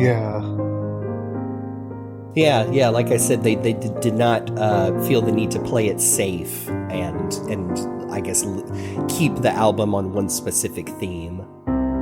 Just interesting that both the cold and the hot level got these moving piano remixes. And it's not, again, it is not what you'd associate with Lava Reef, because Lava Reef is pretty high energy, so this is a real surprise that they went with this approach, but I dig it. It's just whoa, after what we got for Sandopolis, we've got this? Okay. It almost makes you think more of leaning into the Act 2 side of it than it is the Act 1. But everything's cooled down. Oh, and there's that main Lava Reef melody hidden back there. Yep.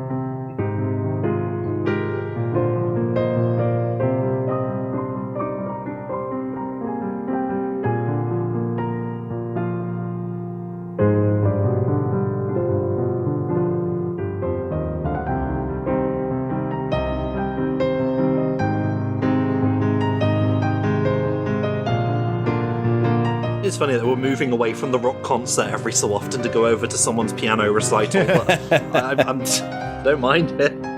It's like the first half of the Sonic Symphony versus the second.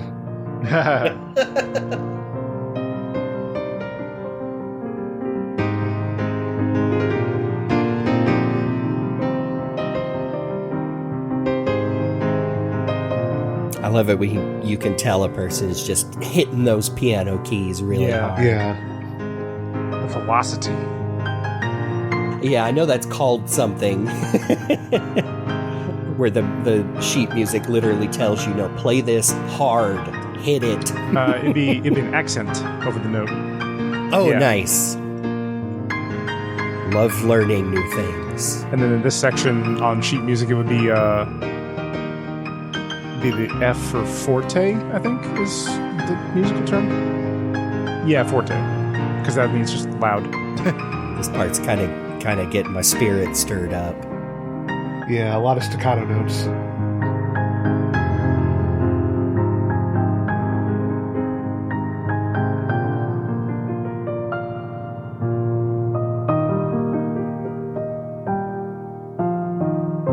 Well, I hope everyone in the listening audience is enjoying this as well as we are. I know this is a different take, and it's definitely slowed us down a little bit now, and it's slowing down even more, but It is, but you need those different takes. You do. I mean, I feel like it's a little bit more appropriate that we're just kind of going through this whole album because, I don't know, like we said, lots of people might not be familiar with it. I don't know how much it has stuck around in the main Sonic fandom, amongst people who are not our age anyway. It's definitely something people just need to go and listen to for themselves, not just have us nattering over it, but if this is how you experience it for the first time, well, you're welcome. Now go listen to it properly. But in the meantime, we'll keep nattering. Or as the kids say, yapping. Oh, God. Yeah, they do say that. And when I say the kids, I mean Lythero. Oh, he speaks the language of the kids. Now we bring ourselves to what is technically Hidden Palace Zone, but I suppose in a way it is also Lava Reef Act 2. Yeah. This is the first from Kanjika, and this is called the Secluded Stronghold. Now this, as I mentioned previously, is the point where I was like, wait a minute, you can do this with Sonic music? And you're not like a big studio? What is going on here? You'll see why the moment we get started with this. But The police won't come for you? I didn't say that. Well, you never know. But let's begin.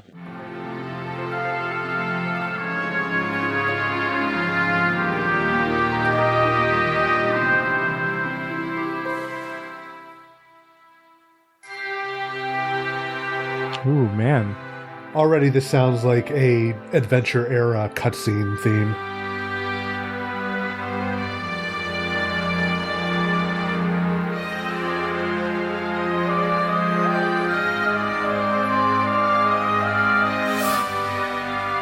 See, it did something to my Final Fantasy loving brain a little bit this. So Yeah. Hidden Palace by way of Jurassic Park right now, so They move in herds. And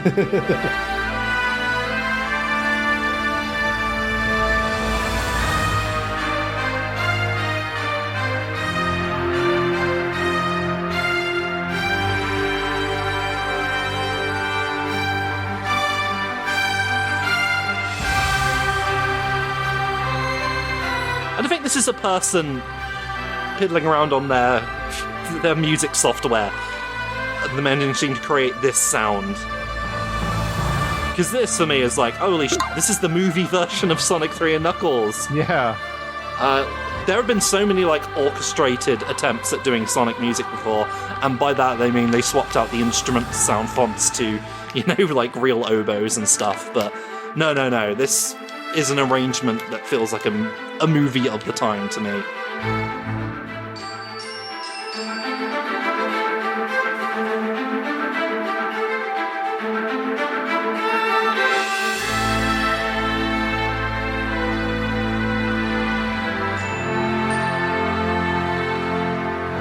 Sorry, just to kind of have to sit back and let this one sort of build up around you, you know? Yeah, I mean, it is doing the thing that we were talking about where you listen to it and the cutscene tied into it is playing out in your head. Oh, man. The oboe. I'd say this stuff is a bit more elaborate than what was going on in the Sonic Adventure cutscenes, to be honest. There's something about the orchestration, the choice of instruments and the way they've arranged it here. There's just... Oh, listen to that! Listen to those drums. God, not to be that guy once again, but the strings in this, I'm like, oh man, I'm watching Inuyasha at 1 a.m. on Adult Swim.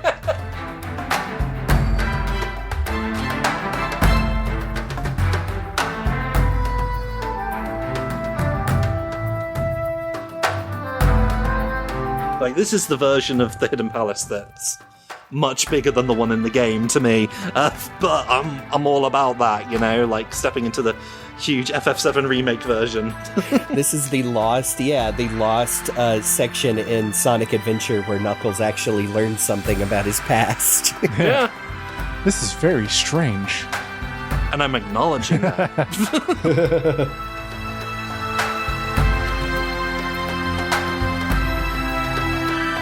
Not just Hidden Palace, but I'm seeing, like, the ancient Knuckles Clan tribe around there, like, the old temple in Sonic Adventure. God, yeah. If they had the balls to do this sort of callback to Sonic and Knuckles in it.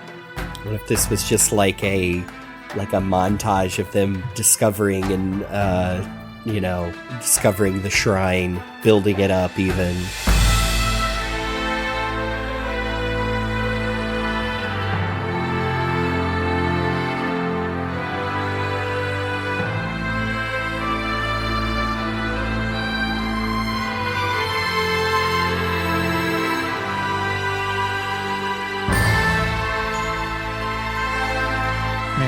This is wonderful.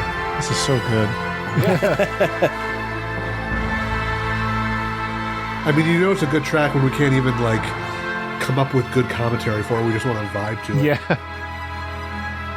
Which where it's not that we don't have anything interesting to say, it's just, well, listen. In fact, listen to this bit coming up right now.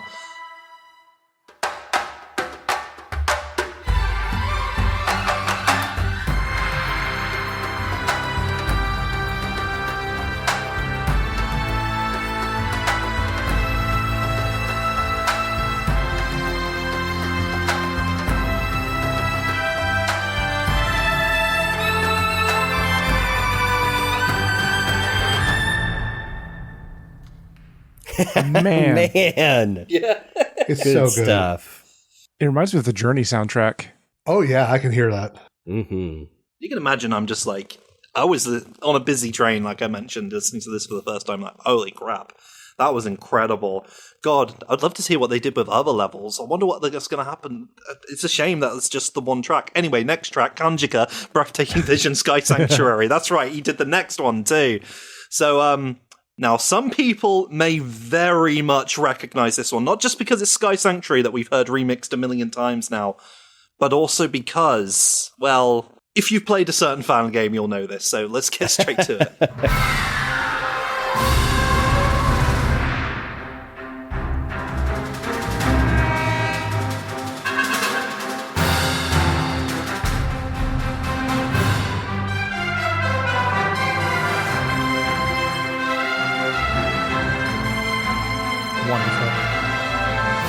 These are synthetic instruments, but they're pretty convincing to me. Like, I don't care. Yeah. They're arranged in such a way that it sounds professional. Like,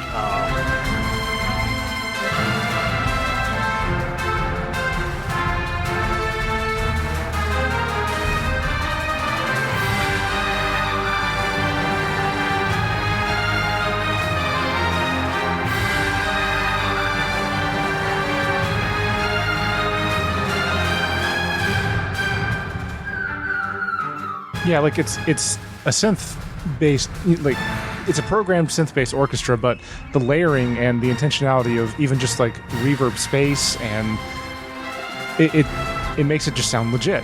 It's just good composition. like most remixes of Sky Sanctuary have this to live up to for me. You know, it's like, yeah, this is, it's the movie version, so of course I love it. It really does. Like, I've always believed that Sky Sanctuary has always had this, like, really climactic sound to it, and I think that this remix really delivers on that. Now, for anyone who played Sonic before the sequel, quite famous fan game, in all versions of the game, including like the remake later, this was the theme of Cloudy Crowd, the level where Tails learns how to use his tails to propel himself along. And there's a certain part in this song, we'll get to it, that plays in sync with a certain cutscene That, yeah, if you played that, you're just like, damn, man. Now, it's not my first time hearing it, so when I played that, I was like, hey, it's that song I love, that version of the song, but it's done so well. But yeah, this bit coming up is just really freaking good. It reminds me of... Have y'all ever heard of the Zario project, which is the Zelda reorchestrated fan project? Yes. They very much reminds me of that same style of using very high quality, still technically synths, but oh man, I love this part right here too. Mm-hmm. But yeah, just how even, like Jake said, when you really have an ear for how to process them, like these synthetic stuff can sound amazing. I am seeing those little pixelated images of Sonic Tails reaching out his hand to Sonic as he grasps it. Yeah. Just good. Like Fepard probably listened to this album and was like, well, I'm making a level with this in it. So yes, this was one of those tracks which has a long legacy because of that. But also, it just rules. There's something to be said about the original version of Sky Sanctuary having that strange quality to the instrumentation that made it sound almost otherworldly. But this goes for the vibe of just like, yes, this is what it would sound like if you saw Sonic on the big screen if they actually made the Sonic film I wanted.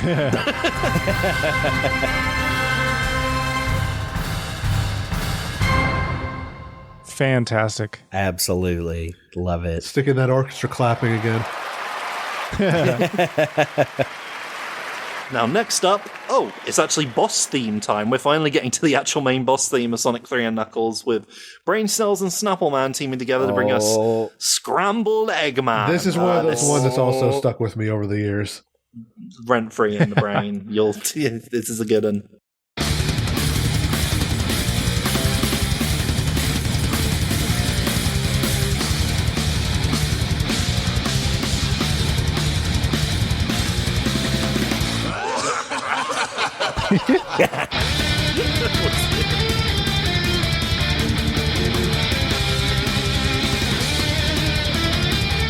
I gotta say, this is another one where I'm like, oh, this is what this song always sounded like in my head. Oh, yeah.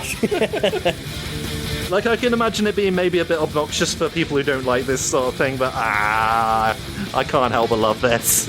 I'm seeing Sonic bouncing around and dodging missiles and machine gun fire. Tails giving him the old alley-oop and doing a big crack into the glass dome on Eggman's robot.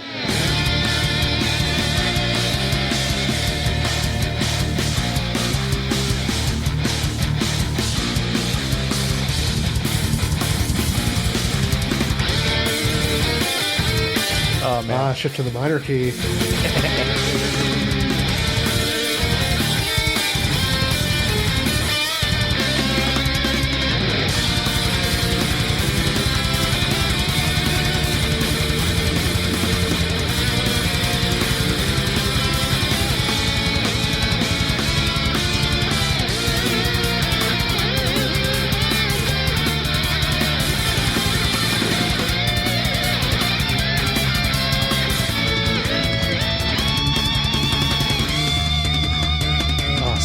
And the breakdown in the middle.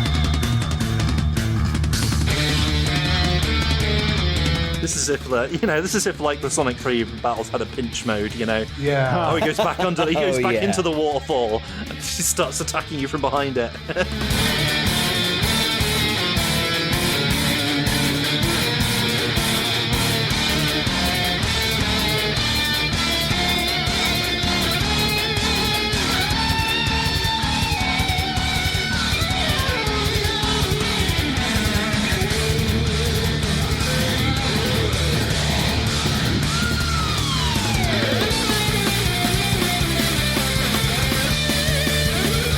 Sorry, this is just one of those sit back and have a good time tracks, I'm afraid, everyone. This might have been the temp track I had for Sonic F Episode 3. that switches between the Hall of the Mountain King and the Morning Mood. I think I originally had this in there, and we decided to go with the other track instead. Yeah. But probably because, again, that was, 2010? We were like, so many other people have used this song, but it is really great.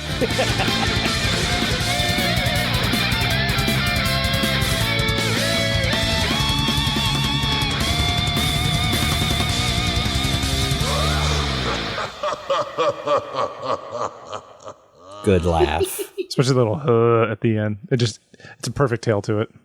That brings us to the next track, which is Before the Storm by Joker, which is the Death Egg Zone.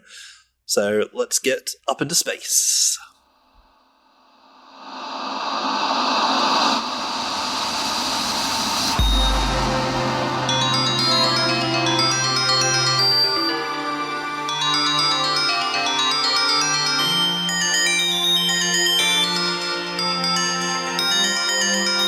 This is wonderful to listen to with headphones because it's just pinging back and forth so much. This is another one I appreciate because, going to be honest, the original song gives me anxiety because I don't like that level very much. It's scary.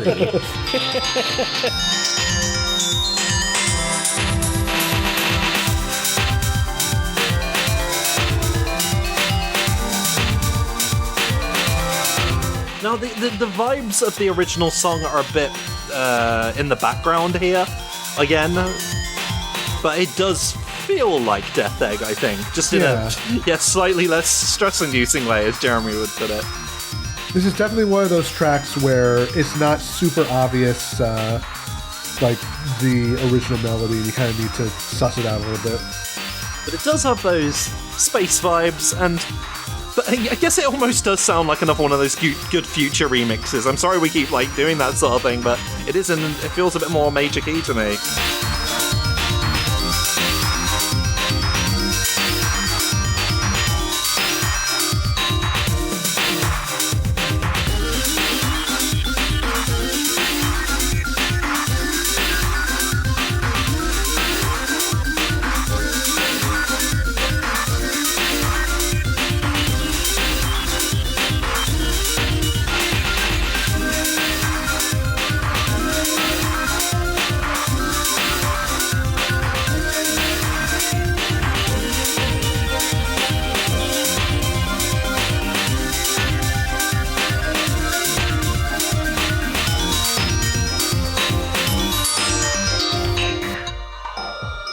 I will admit, I sort of went quiet to kind of trying to identify more of the actual Death Egg in there. But it is there. It's that bit near the end, but it's an elaborate sort of a reinvention of the track. Yeah, it is definitely a more subtle usage of the original. Sort of floating through space moment here, I can sort of imagine. I know, an alternate trip through Death Egg where you just avoid the bosses and slowly float to that last platform.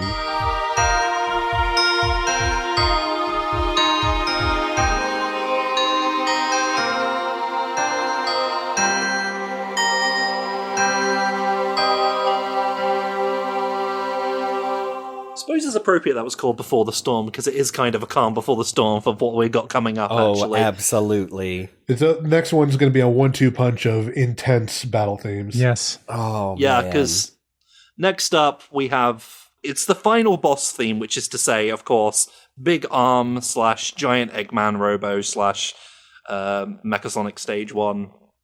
This is Malicious Fingers by SnappleMan, which I suppose covers a few of the versions of this battle. I love that name. Malicious Fingers. Okay, let's begin. Oh, there's a Death Egg. There's a Death Egg thing. I was looking for it. Somebody left their Let's Play on in the background.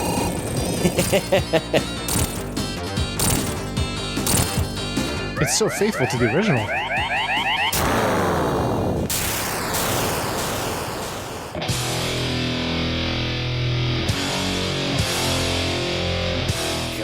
Just immediately you sense the menace. I mean, this is the one that when I first heard the Sonic Generations, the Cash remix, I was like, oh, they've got a lot to live up to. Yeah. And I love that. I love that remix on its own, but this is still holy crap. Oh my gosh, it's so good.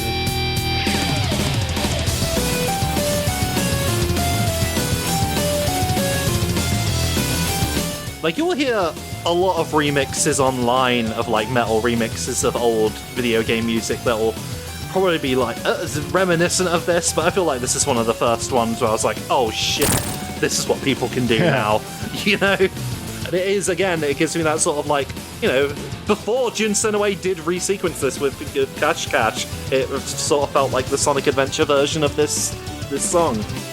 And I love that it keeps the driving synth with the melody in addition to the guitars, because that makes it feel like the original song in a really good way.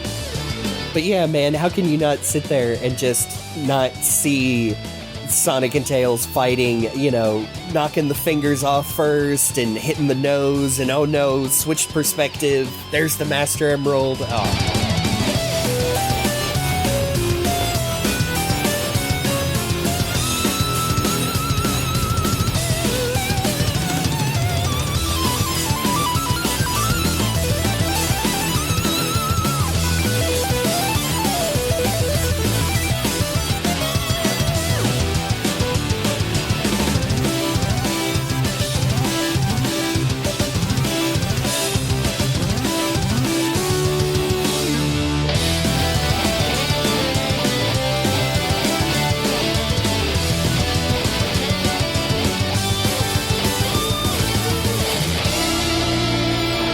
Does make me imagine like the Generations remake, because yeah, they did Big Arm, but if they ever bothered to do like the Sonic 3 and Knuckles end boss one.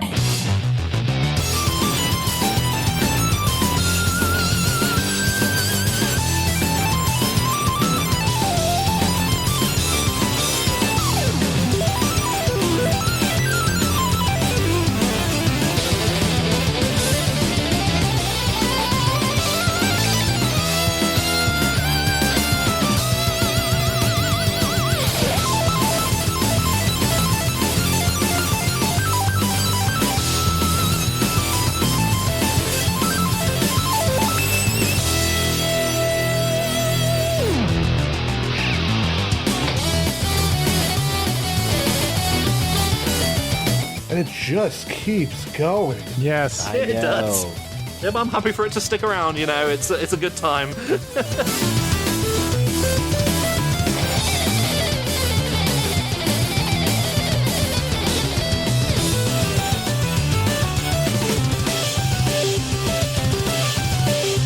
Like, maybe this is just for us, but, like, come on.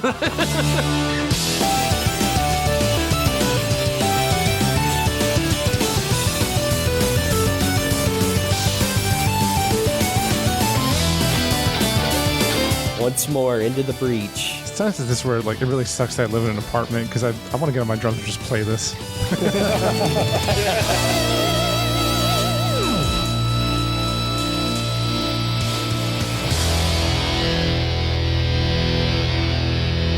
I mean, really, that's the ultimate compliment from Rocky Jake is, I want to drum to this, man. Yes, exactly. Just want to hit Your stuff. drum arrangement is so good that it makes me want to smash my drums. Oh.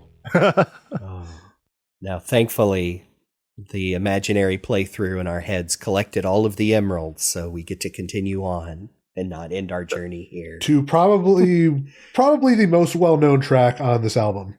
That's right. SnappleMan, Ashane, and Norg collaborated to produce this penultimate track for the main album, and that is the Doomsday for Doomsday Zone. So here we go. It's like, what other title could you go for? I love them doing the old-timey radio for the music, because that's the vibe that gives. Like, not just a vinyl, but like a gramophone. Yes. 4, 3, 2, 1.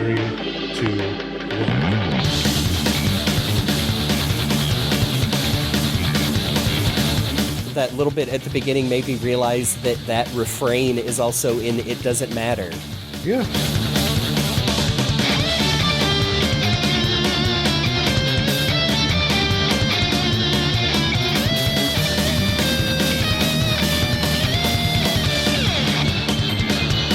I mean, like I said, this is easily the track from this album that everybody knows because it has been used in so many different things, some more famous than others, but like...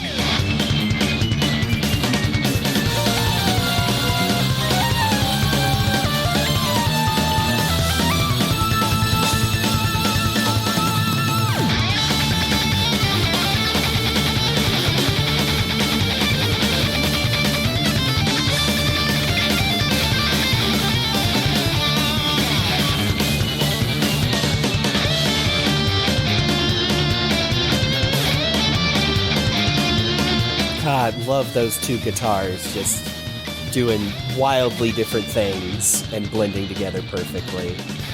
I mean, this is another one of those cases where it's just taking the original track and being remarkably faithful, but just amping it up.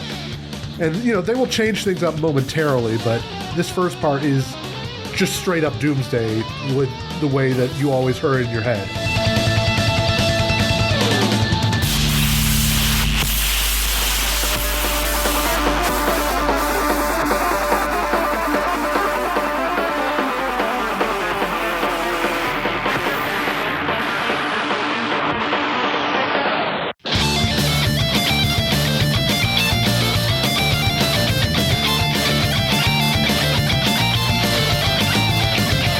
I mean, hey, I had that Dragon Force album. At this point, it's just SnappleMan showing off. Yeah. Yes, absolutely. This is why he was able to insult his friends so much, because he was able to do this.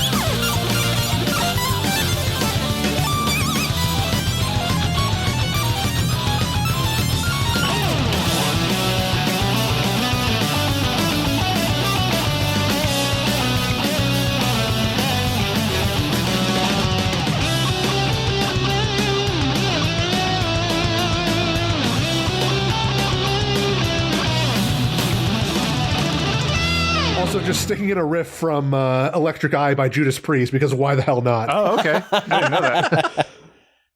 There you go. Fantastic. It's not actually the end, but it might as well be at that point, because that's just like the climax. It is kind of the climax of the album. But we do have one last track to go, but... Everything else after that's just gravy. Yeah, pretty much. But the final track... Red Tail Fox with So Long and Thanks for All the ... presumably the fish, because Hitchhiker's Guide, which is the Sonic 3 credits specifically that they've chosen to have represent this, which I think is an interesting choice because, hey, I guess that's the most memorable of the credits themes that we had in these. Well, I think it makes sense just by virtue of the fact that the Sonic and Knuckles credits is just a medley. That's true. Mostly is a medley with a little bit of Sky. Yeah, a lot of Sky Sanctuary. Okay, well, let's see how that sounds.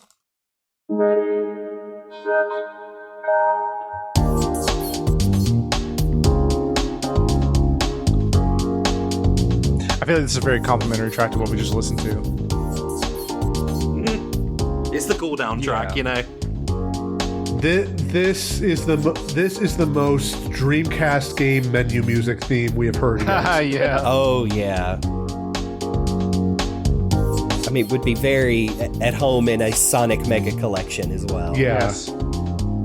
Like, this is, you know, the Dreamcast port of the latest CPS3 fighting game Capcom put out. Put it in the middle of the menu and you wouldn't notice. See, at this point, I don't think it's like a stranger, but more so a casual acquaintance in Moscow. I feel like we've warmed up to each other at this point. A homie in Moscow.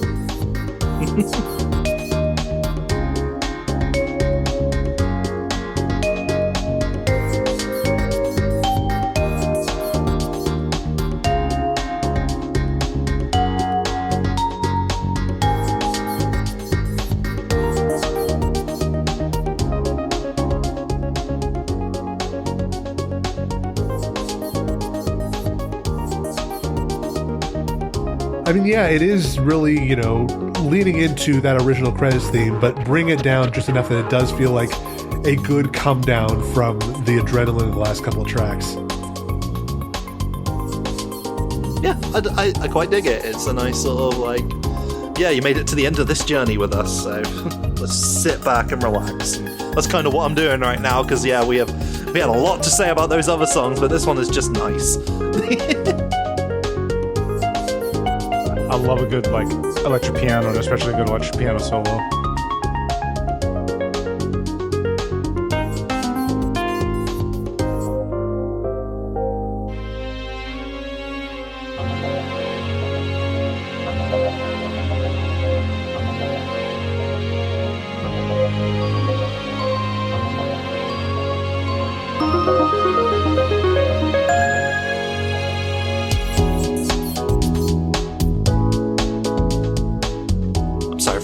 Taking it easy at this point because this is just good. Yeah. It's just nice. And to be fair, most of my memories are on all the preceding tracks. Not that there's anything wrong with this one is nice. It is nice, it's just everything else is just blow your mind good, I would never skip this one because, I mean, you need this to close it all out.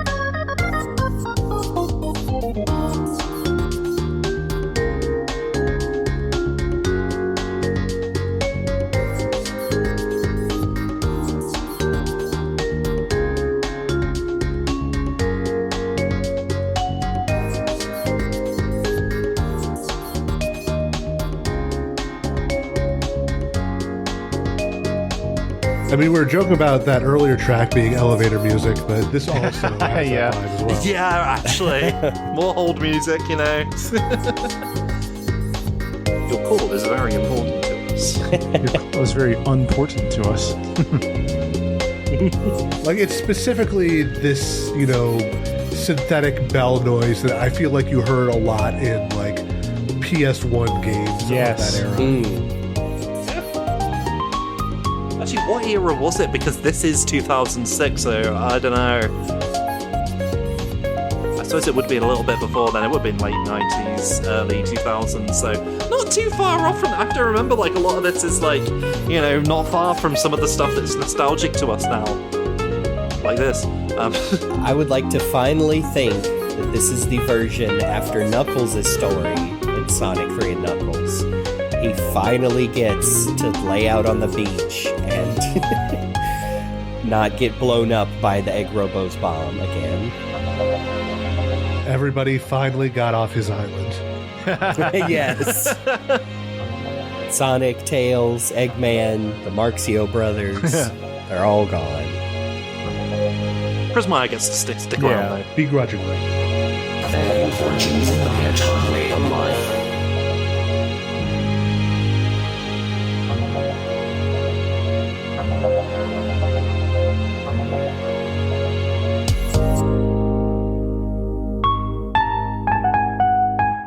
Ooh, good way to end it. I like that. And that is the main album. Now the thing is, there is a special disc selection of tracks, but some of these feel like tracks that were just left off. It's about half WIP tracks, and the other half is multiplayer tracks. Multiplayer, one bonus stage track. But yeah, that covers it basically. If you want to hear any more of those, download it for yourself. Or just find it on YouTube because it's all really good. But that is the meat of Project Chaos. It's still such a great album, and it still makes me so happy that so many of these remixers and OC Remix in general are just still staying active. Obviously we talked about Hedgehog Heaven, but after this we would get the Sonic 1 album Sound of Speed in 2011, then we'd get the Sonic CD album Temporal Duality in 2013, and then that's a good one. And then they did a whole 30th anniversary album, Speeding Towards Adventure, in 2017. Yeah, it's just, oh my goodness. There's so many good remixes out there, and they're all worth seeking out. But yeah, this album, 20 years on, how do we feel about it? Do we think it still hits? I mean, I think that our reactions pretty much tell as much where we stand on this right now. It's okay. Yeah, that's all right, yes. It is a fantastic project, and I really am glad that I got to come into this with very fresh ears because of just the things I was able to experience with it, and like the times I got to just like nerd out and, you know, let it all out. So I need to really just listen to this album more often because there's just so much good stuff in there. And the great thing about music is you can listen to it so many times over, and depending on how you listen to it, what equipment you use to listen to it, you can catch new things even, I'll say 20 years later, that you didn't catch the first dozen times that you listened to it before. There's still so much because there are times I'm like, oh yeah, I forgot that this one goes this way. Oh wait a minute, that's this bit. Well, okay. Like even if I've heard it so many times and just like, hey, there's still more to. Just like playing Sonic 3 and Knuckles again. There's still some bits that I didn't know about even now. Hey, do you know what? Like, just recently I found out, hey, wait a minute, the floating island when you fight against Mecha Sonic, that's slowly going down as the time ticks out. I didn't notice that when I played that as a kid. Yeah. It's like that little thing, and then when you get a time over, it falls off the screen, and Knuckles dies because of it. So yeah, because he's lost Angel Island. So, you know, just like that, is like there are little things you still notice even all these years later, and it's the same for this soundtrack. This remix album is just... It's really good. Like, maybe it doesn't hit...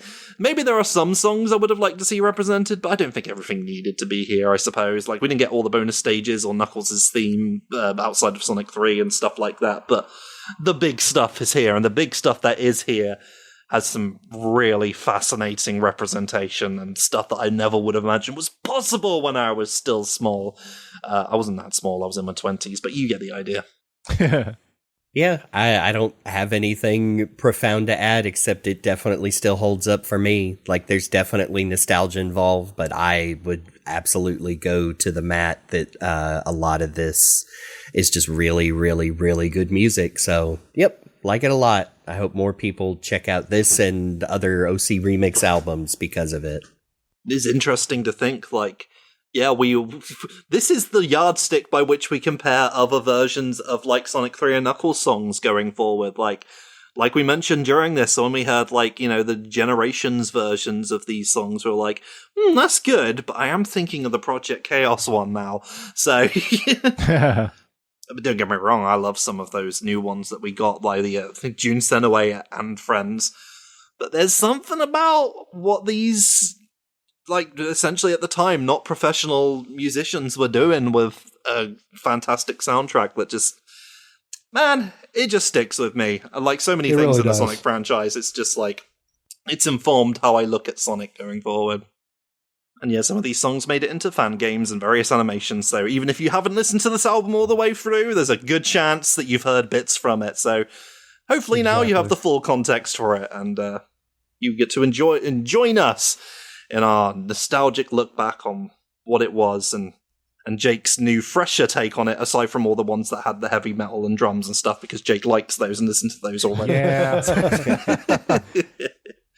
Just makes me wonder what the future holds for Sonic remixes. Like, we've seen some really great new albums come out. Like, you mentioned that Star Fox album, Luke, that just came out, which is really interesting. That's like covering the width and breadth of all Star Fox history as well. So yeah. Makes me wonder what we could get in the future. Maybe we'll get, like, I don't know, are there any Sonic games that or Sonic style songs that we would like to see get this sort of treatment? I don't know, like maybe get a band together to do all of, like, the flipping Frontiers vocal themes, like, redone. Although people are doing that all the time without the need of an album. But maybe they should, and print out fake art for the CD cover that people might or might not use. Yeah, that's what I'm here for. So, yeah, that's Project Chaos. Great time. God, I'm knackered. Going back through all that, it tires you out, man. It's a whole journey. We went all across Angel Island, and now we're back at the other end, and I will probably do it again sometime soon. But until then, thank you for joining us. We had a great time. Hope you did too. You can find us all across the internet under various things. You can find this podcast under Sonic F series and Sonic F, depending on where you're looking. But you can find me in particular. I'm sorry, I forgot completely that Jake is leading this. I was waiting to jump in, but you were just so smooth with it. Everyone's so tired. I was like, well, I've got some energy. But you can... But hey, Jake, why didn't you jump in and lead the rest of the way? You know how to do it. You've got the juice.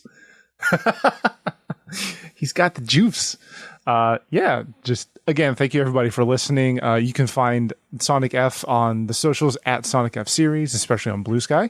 You can find me on the socials at Rock the Jake, and you can find me on Twitch as Mr. Rock the Jake. You can find me in all sorts of places at Cyberlink420.